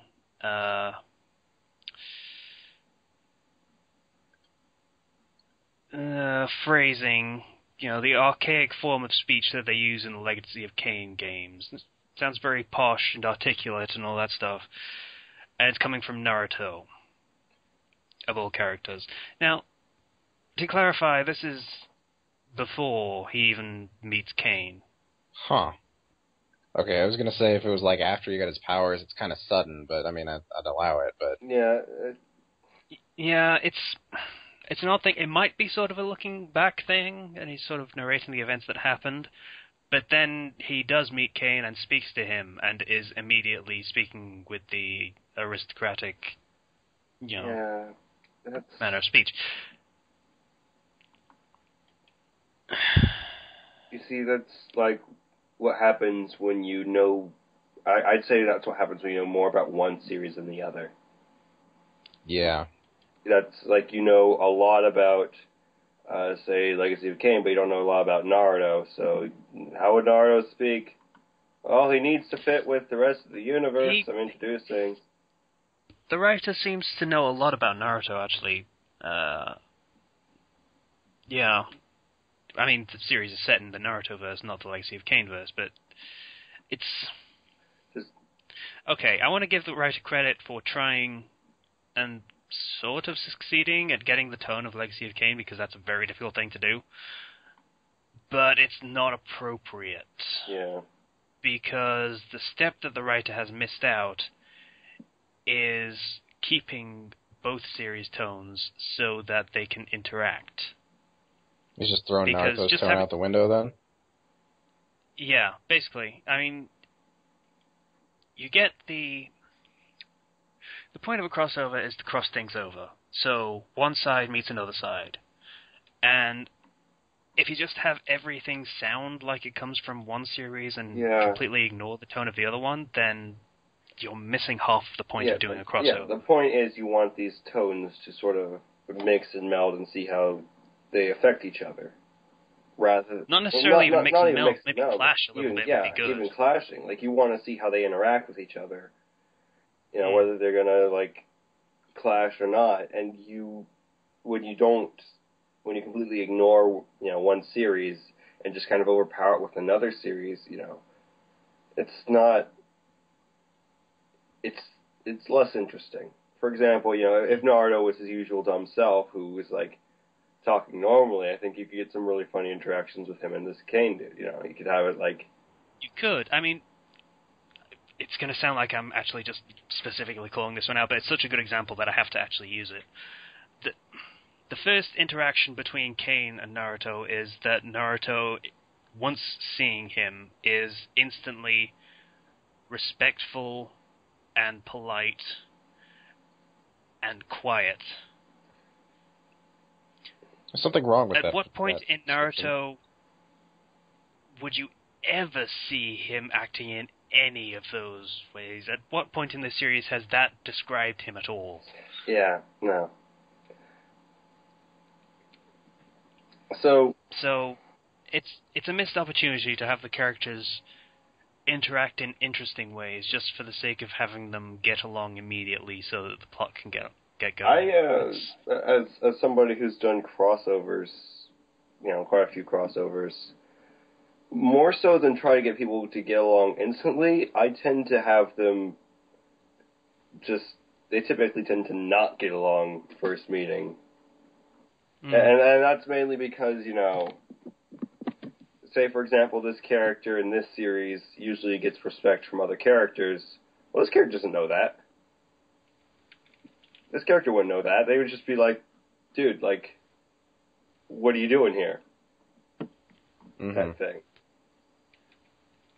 Yeah, it actually feels very much like they missed a trick in this one. I know I probably am just literally picking at this one rather than speaking, generally about the topic. But it feels like what they're trying to do in this one is bring a Legacy of Kain character into the Naruto world.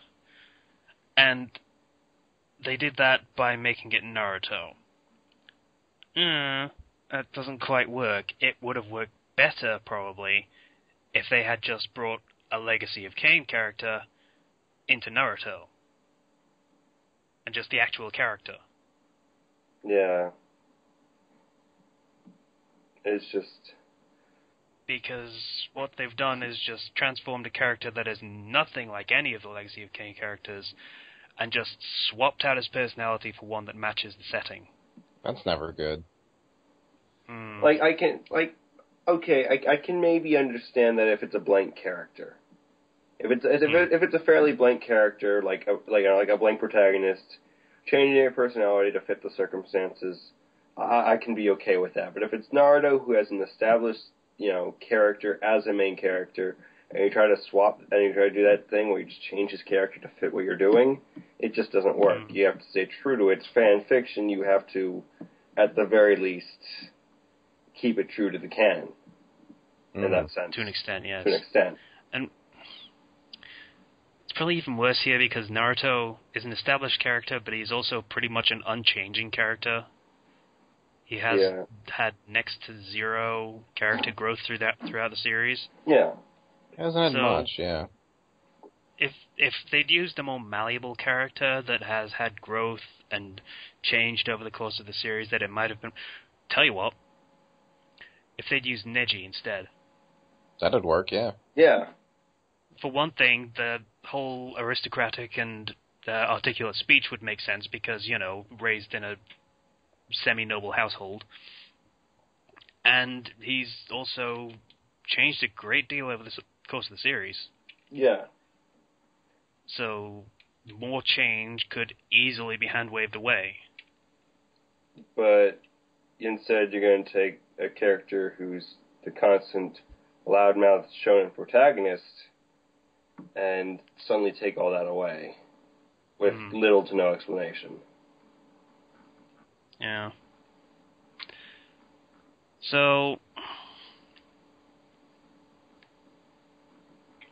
you have to take the tone into account.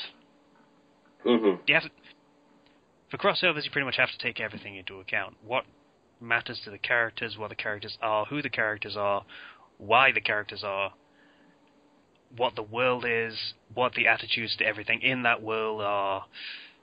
All of that you have to take into account when you're crossing the series over, so that you can figure out how those two series would match up, as it were. What would they agree on? What would they disagree on? What characters would butt heads? What characters would instantly get along? What characters would be so similar that they would instantly hate each other because they would see everything that is wrong with themselves in another person? Yeah, and which is always an interesting setting, by the way. Yeah, like if you're going to combine, say, a universe, like a fandom sort of universe where it's okay to kill guys because, they're bad guys. Everybody kills the bad guys, and you cross it over with another one where it's like, no, we can't kill them. We have to lock them up and go put them in jail. We have to knock them out. There's going to be major conflicts there. You can't just say, oh, now all of a sudden that side's going to start killing people, or oh, now all of a sudden this side's going to stop killing people. Yeah, I mean, another example that is much better at this is fucking, I think it was called A Spark of Genius, which crossed Buffy the Vampire Slayer with DC Universe. And I think one of the Batman plots was basically vampires or something. And Batman was basically like, okay, I need to figure out a way to cure all these people of this vampirism thing. Because he totally believes he can do that. And Xander, the character that is transported into the DC Universe because reasons, is like, no, vampires, dude. You fucking kill vampires. There's no cure. You don't fuck around with this. This is a disease, and you cannot fuck around with this because if you don't, it will spread. Yeah. So... And they butt heads over it, and it becomes an ongoing thing, and it works because it's an interesting character dynamic. As it should, yeah. Yeah, and you know, like going back to this fic that we used as an example, if Naruto was as loud or rambunctious self, he'd butt heads with, you know, this whole Legacy of Kain thing, where everything's archaic, where everybody speaks archaic, and he'd be the one guy that, like, everybody'd ever find dinner, he'd be the guy that farts and said, "Oops, sorry." You know, he'd... Pretty much, yeah. Absolutely sounds like something he would do, yeah. Like, that's Naruto. He's the guy that wouldn't fit in that setting at all, and that's something that could actually be explored and could be really interesting. So, it kind of, like, just... when you try to kind of get rid of that when you're doing a crossover, that sort of tone of one series, or you don't put things, even if they conflict, you don't put things together like that, you lose out on a lot of possible just great moments and writing. Yeah, there's a lot of possibilities that you ruin just from taking the easy path, and it's too much of a waste to be forgivable. Mm-hmm. Yeah. Unfortunately. It takes away Shame. the point of being what it is. Yeah. Yeah, so there's that. Oh well. So, anything else to say for this topic on crossover tone? I don't know. As we always say, just think it out. Pick one and stick with it. You don't need to flip-flop back and forth with the crossovers to make it work. Just, yeah. Mm-hmm. Tone.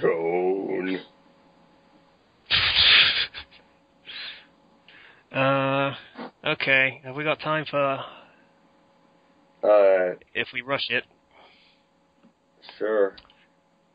So, the last topic, because apparently we have,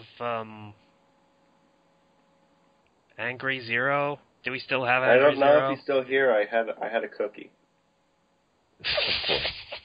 But I can, let me just, alright, I got it. Get your angry face on. I'll just put on my angry eyes. Okay. No jokes. The luchador mask will make you angry. Wear it and take its power. Yep. Alright, let's do this. Let's just do this. Alright. Why Sonic is bad. Chris Thorndike. What's Sonic X specifically? But yeah, that's one of them. Yeah, he just... If we're just calling it specific things, then yeah. Chris Thorndike is a major one. Post-Resurrection Shadow the Hedgehog. Did they ever actually explain that? It's like, okay, Eggman found him, and then he made robots based off him, and then Shadow's like, am I a robot? And Eggman's like, sure. Yeah, you're a robot. You know, sure, why not? Let's go with that. It really bothers me on that. Because if he's an animal, and if it wasn't for gaming, like, robots don't poop. Just think of it like that. There are all kinds of human functions, or bodily functions, rather, that... Shadow, are you hungry? Yes, I'm hungry. You're not a robot. Really? Was that supposed to be a Shadow impression? Because, I'll be honest, there have been so many voice actors for that character, I don't even That wasn't even an impression, but... that bothers me more than anything else, because if he has basic bodily functions, he's not a robot. You don't have to question... He's just a super advanced robot that can spit. Maybe he's a cyborg. We know Eggman. Eggman's robots aren't... They suck. Yeah, they suck. They... Yeah, but Omega could feel. Not Omega. Gamma. Gamma could feel. That's it. Did he poop, though? The question here is, could he poop? I think at one point he pooped out a bird. Yeah, I think so. That doesn't count. Why not? Oh. You can't just add criteria to this after the fact. It doesn't work like that. That's not fair. Look, if he can eat, if he requires energy to actually move that requires him eating. Eggman... Well, he totally took in that bird at some point. I'm not entirely sure when it was, Eggman's but I'm sure it had to have gotten in there somehow. Eggman's robots still work on small animals. That's a thing. Not anymore. They stopped doing that a while ago. They occasionally do. But not always. We don't know that bird was actually powering him and not just a snack that he ate at some point. But if he pooped it out and it wasn't dead, then it wasn't a snack. What the fuck is this conversation? I don't know. Look, the point is that whole shadow thing with him being, I'm a robot. I'm not real. Am I real? I don't know. Like... Okay, it's not actually established that Shadow actually needs to eat. Yeah. He's the ultimate life form. Maybe he photosynthesizes or something. It bothers me because it's not you have to. There's no explanation for why he thinks that, other than he's waking up in a room full of robots and he's like, ugh. A room full of robots that look exactly like him. Yes, actually he wakes up in a special room in a chamber all to himself, no less. And he goes outside and there's a bunch of robots. You have to ask, why is there? Well, yeah, he'd be a new robot. That's why. Mm-hmm. That's where the newly built ones go. And then they get released into general population. And then they reuse the chamber for the next robot. Yeah.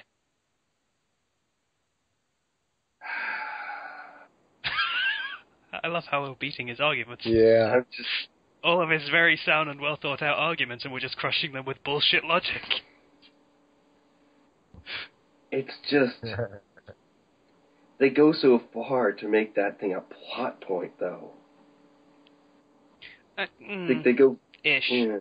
I don't think they actually make much of it unless you're going the neutral routes. And then in the actual Shadow the Hedgehog game, I have no memory. I'm part alien. What? No. Like... Yeah, the alien thing was kind of out of left field. What's wrong with Sonic? Yeah. Why are you using your Solid Snake voice? Tasty. Anyways, it's just Sonic the Hedgehog has gotten better in terms of gameplay, at least. Cream the Rabbit. Characters. I'm still calling out things that make it shit. Cream the Rabbit is unacceptable, and I don't think she should exist as a character. And she shouldn't have a chow named Cheese. Cheese thing is really dumb. Why call it Cheese? There are better names than Cheese. Because she's a 6-year-old girl. Because Cream and Cheese. Why is a 6-year-old girl a semi-main character? Oh. The question you should be asking is, why is Tails so smart if he's like 12? Because he has to make up for Sonic's stupidity. He has to have enough brain for the both. Actually, he's 8. Tails is 8. Tails is whatever age they feel like calling him. Pretty much. He has been 4 at one point. Tails is 8 years old, apparently. Well, he was in the Sonic Adventure games, at least. Sonic is 15. You know. It's just like... Dude, animal years. Yeah. By the way, the fucking Sonic fandom is weird. When they actually announce the current ages of the cast, it's like a huge fucking fanfare thing for some reason. I don't quite get why. Because then you can make porn of them. Or not. And you know what the problem is that it's kind of... It's not only wrong in one way, it's wrong in two ways, and that they're underage as well. Knuckles is 20 years old.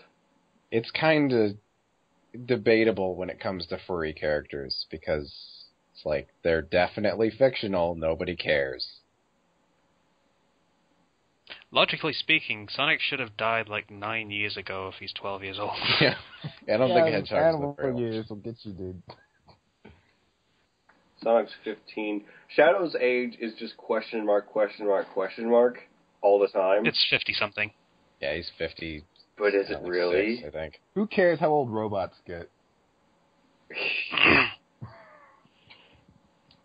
There's a feeling of anger swelling up inside of me right now. Good. And it's just... Let it fuel you. Join me in the dark... Actually, yeah, I am playing a dark side character in the Old Republic, so yeah. Let the anger consume you. Yeah. It's just Sonic. The thing that really angered me with Sonic as a whole series was they kept trying to give him gimmicks. They wouldn't just make another Sonic game where it's just like, oh, you're running around, okay, cool. Because everybody liked that. Instead, we need to make Sonic edgier and cooler. We need to give him a sword. We need to give him stat bonuses and level him up. We need to give him roller skates. We need to make him go on a skateboard. That's right, Sonic the fastest. He needs to drive a car. Sonic the fastest thing alive now does anti-gravity skateboarding when he could just run faster than anything he can go at. No. Yeah, I love that Sonic show, by the way. Yeah. What? The one with the fucking bird saying, "You're the fastest thing alive," ha! And Sonic just jumps off the board and just runs backwards, giving it a middle finger. Yeah. That was the Sonic shorts, I think. There's a bunch of them. Yeah. Those were great. Yeah, those are great. I'm gonna link those. Fucking Sonic Paradox. I think but it's just, it's every single time they have to try to give him a new gimmick. Like in Sonic Lost World, they tried to give him a free running type mechanic, and that didn't work out too well. It sounds like a mess. It worked okay, depending on the level, but yeah. Yeah. In Sonic Colors, Sonic Colors worked because they gave him just power-ups. Like, okay, fine. I mean, these power-ups make no sense whatsoever, but okay, fine.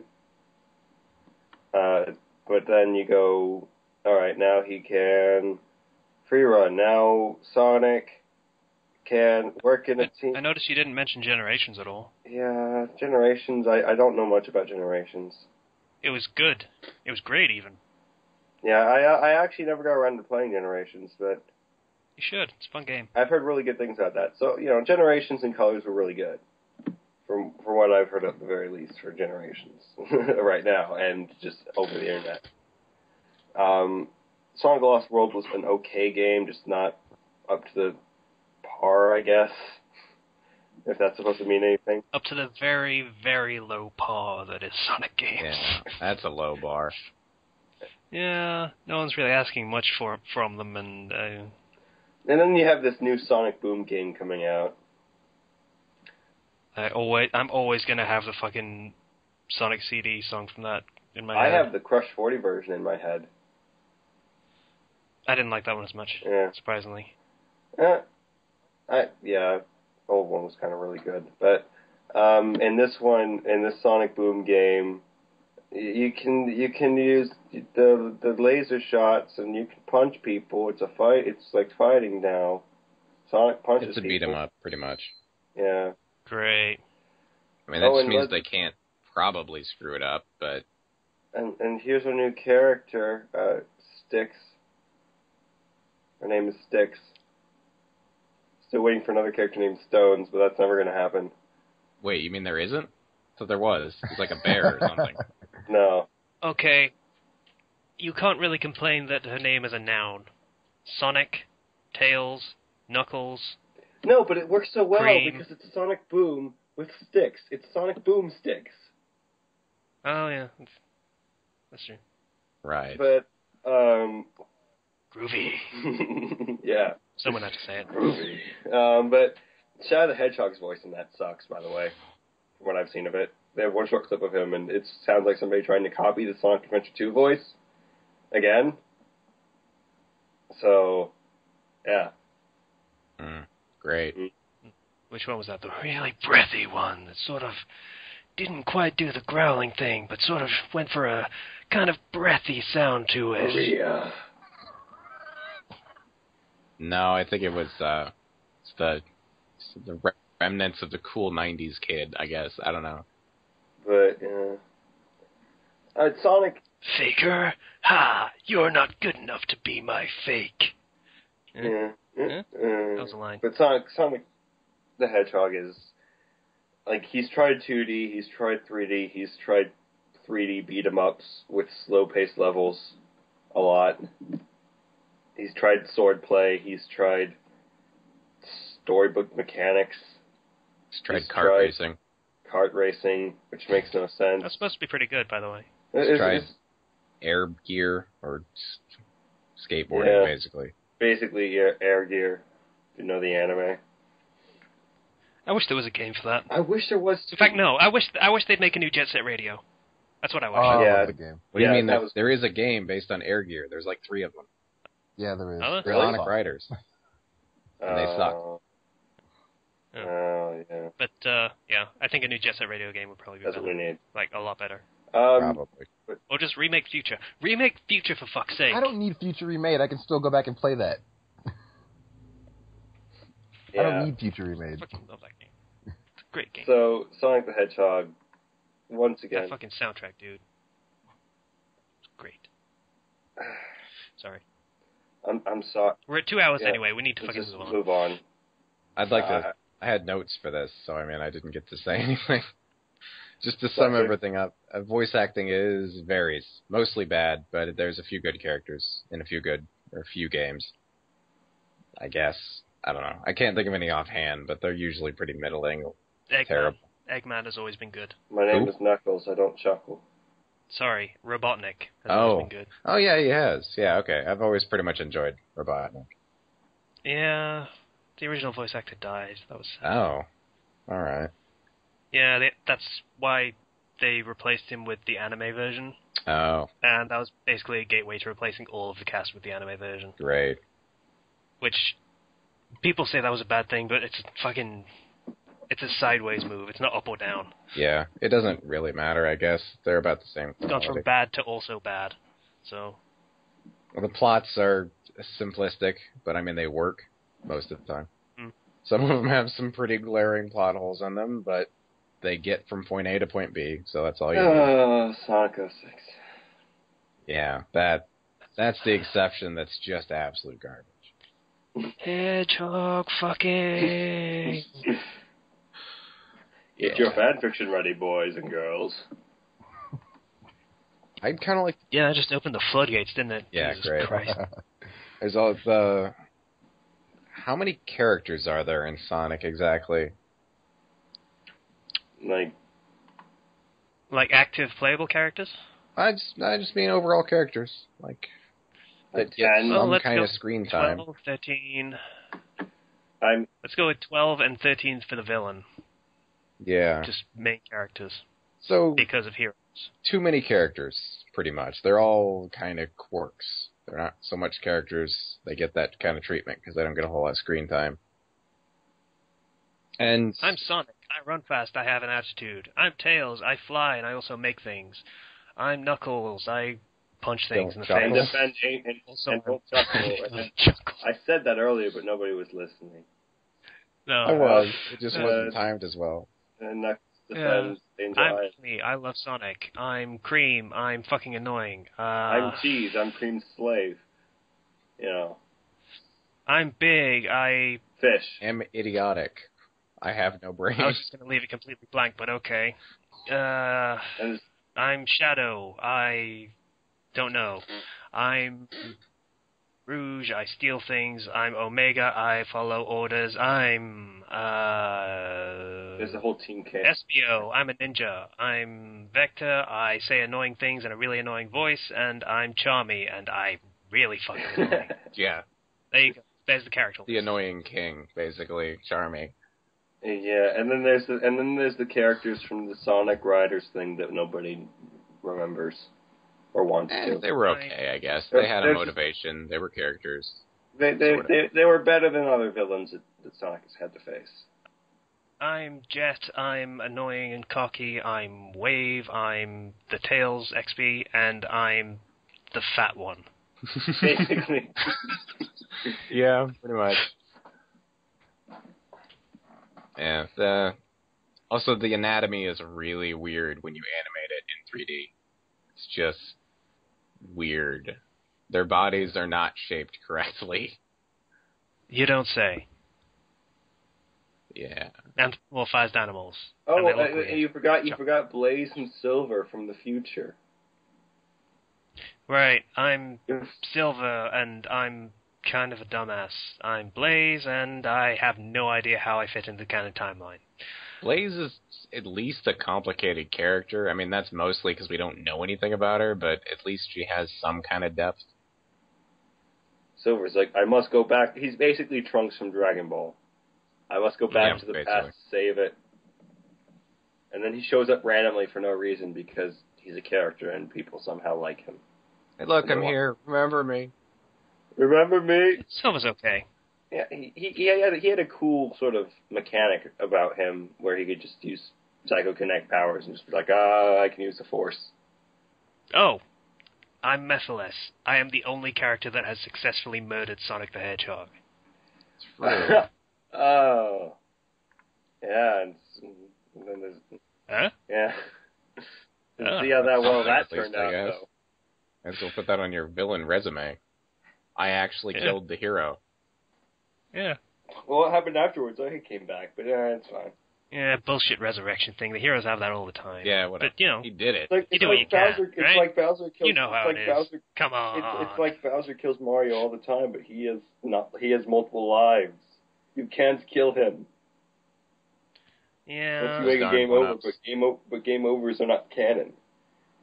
God damn it, I remember the fucking senpai thing that you did last time. There's no death in the Mushroom Kingdom because everybody can get one more life. Except for the ghosts. They're screwed. Get shit on ghosts. You have to think that maybe, like, one-ups are just... Like, in order to get one, you actually have to hit a block with your head, and no toads are strong enough to do that. They can't even jump. So that's why Mario gets all the one-ups. All the ghosts are toads. That's so sad. And they can't afford the one-ups because, they are kind of the underclass. And the only class, but they're still kind of the underclass. Jesus Christ. They're the peasants of the Mushroom Kingdom. They can't Kingdom. afford 100 coins. This took a dark turn. Yeah. And one more thing for the Sonic. Probably the biggest issue for Sonic games in at least 3D is the camera controls and the controls being clunky in general for movement. Yeah, cameras. Oh my gosh, camera screws you up so many times in Sonic. Mm-hmm. It's like... It works much better 2D than 3D with the camera. And especially when you're transitioning from 2D to 3D and then all of a sudden you can't see what's in front of you. The camera is also the only issue I can we really need to wrap up. Okay, wrapping up. I was almost done. Hold on. I had like 4 words left. For fuck's sake, man. We're almost 10 minutes over. Yeah. We haven't even done recommendations yet. Anyway, I can forgive him for it because it's how are you going to fix the camera issue? You can't. Mm. Okay, there we go. Recommendation time. Okay, so recommendations. Go. Who's going? Someone say something. I don't know who has recommendations, so let's get it done quick. Who's going? I've got like 2.5. Go. All right. First one: The Boy Who Lived and the Last Lantern. Harry Potter sort of gets starved and dies, and he kind of absorbs the last of the lantern energy, and that hasn't really come into play a whole lot, but he gets transported up to the Watchtower of the Justice League and gets adopted by Batman, and it turns into a whole thing. I'm not selling it very well because I'm hurrying, but it is a pretty good fic. It hasn't got very far, but yeah, it's pretty good. Cool. Next one, Harry Potter and the Endless Night, and it's a Harry Potter Helsing abridged crossover. That should just say all there needs to be said, but yeah, Harry's a bona fide badass, raised by the butler. I forget his name right now, but yeah, he uses knives a lot, and it's great. You really need to learn to save up your fucking recommendations, by the way. Yeah. Whatever. And anti-fic rec for this. 1 second. One more. And Seriously? anti one. for this week is Honestly Harry. It's a series of fics. It's like 10 of them now. And just the biggest issue, just to narrow it down to absolutely one, is the characters don't feel like human beings. They're not children. They're what adults think children are like. And it's just off-putting in large doses. It's fine for a few chapters, but then it builds and builds, and it's weird. Mm-hmm. And the author just has this, he does the stupidest stuff and breaks characters constantly. Like, they do things that are out of character for them, just to make a scene happen. Okay. Anyone else? I have a recommendation. It's an oldie, but I'm going to recommend the anime Birdie the Mighty Decode. So it's a remake of an older anime called Birdie the Mighty. But basically, it's a throwback. But basically, the plot is guys going around these old buildings, and there's this one girl who's like a Galactic Federation officer or whatever. She ends up accidentally killing him because the bad guy throws him at her, and the lighting is all weird. She thinks, oh, it's just some random garbage that he's throwing at me. So she punches him and breaks him in half, basically. And long story short, in order to save him, they have to reconstruct his body, and so they move his mind or soul or whatever kind of into her, so they have to share a body. And it's kind of like, it's cool that they have a sort of a symbiotic relationship where it's not like romantic or anything weird like that. It's kind of like a younger brother and older sister type thing. So I like the characters. I like the plot's kind of fun. But really it's the characters that really I liked in that. So that's my recommendation. I'm moving fast. Ken, you got one? Yes, I have one. It's a Naruto fic called Synchronicity. Is this really the episode when we all have recommendations? Are you fucking kidding me? Well, whatever. You get mad when I don't have them, so here's what you get. Anyway, Alright. It starts off pretty early after Naruto becomes a genin. Apparently, the seal has broken, but instead of the Nine Tails going free and everything, it has pretty much control over his body. And they pretty much come to terms making a deal where they end up splitting control of Naruto's body. And when Nine Tails is in control, Naruto blacks out and has no control, has no recollection of what happened. But things go, he ends up becoming an Anbu, or the Nine Tails ends up becoming an Anbu in Naruto's body. And, well, it's actually better. I'm not selling it well because you're rushing me as well. But, yeah, it's pretty good. I dig it. I like that we can blame things on Casey for this, but let's go. I do too. Blame things on Casey, yes, the people that wouldn't shut up about how terrible Sonic is. By the way, Sonic fan here. Yeah. You're the one who brought up the topic of terrible Sonic stuff. No, I wasn't. Someone suggested it. That was my brother, actually, so you can go ahead and blame him if you want. Okay, blame Slice's brother.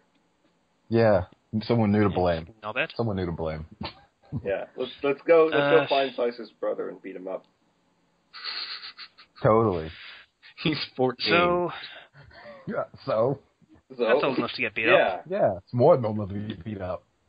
Right. Alright, my recommendation. When signing a contract, always read the fine print. Oh, it's a good one. It's a Naruto fic, it's a game of fic. You get the idea, generally. It doesn't shy away from going a little bit darker than usual. I mean, these type of fics, the game fics, tend to play it a bit safe as far as what the characters go through, but this one recently took a turn for the dark a little bit. Oh, yeah. Donzo is involved. Someone gets run through with a sword.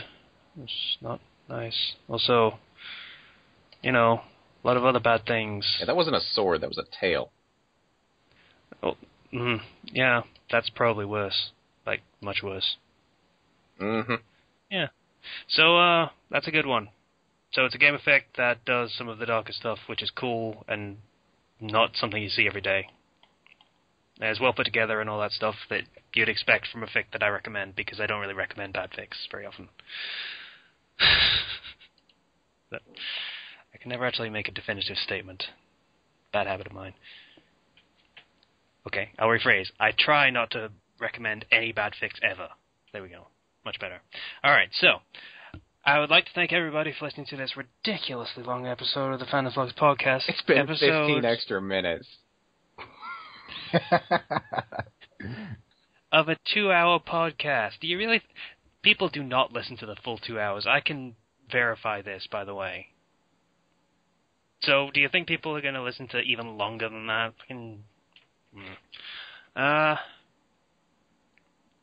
What was I saying? Oh yeah, thanks for listening to most of this. If you'd like to get in contact with us, you can do so through the blogspot page of the comments, or our own personal profiles on fanfiction.net, or the YouTube channel through the comments. Once again, I would like to thank everybody for listening to the Fandom Flux podcast, episode 52?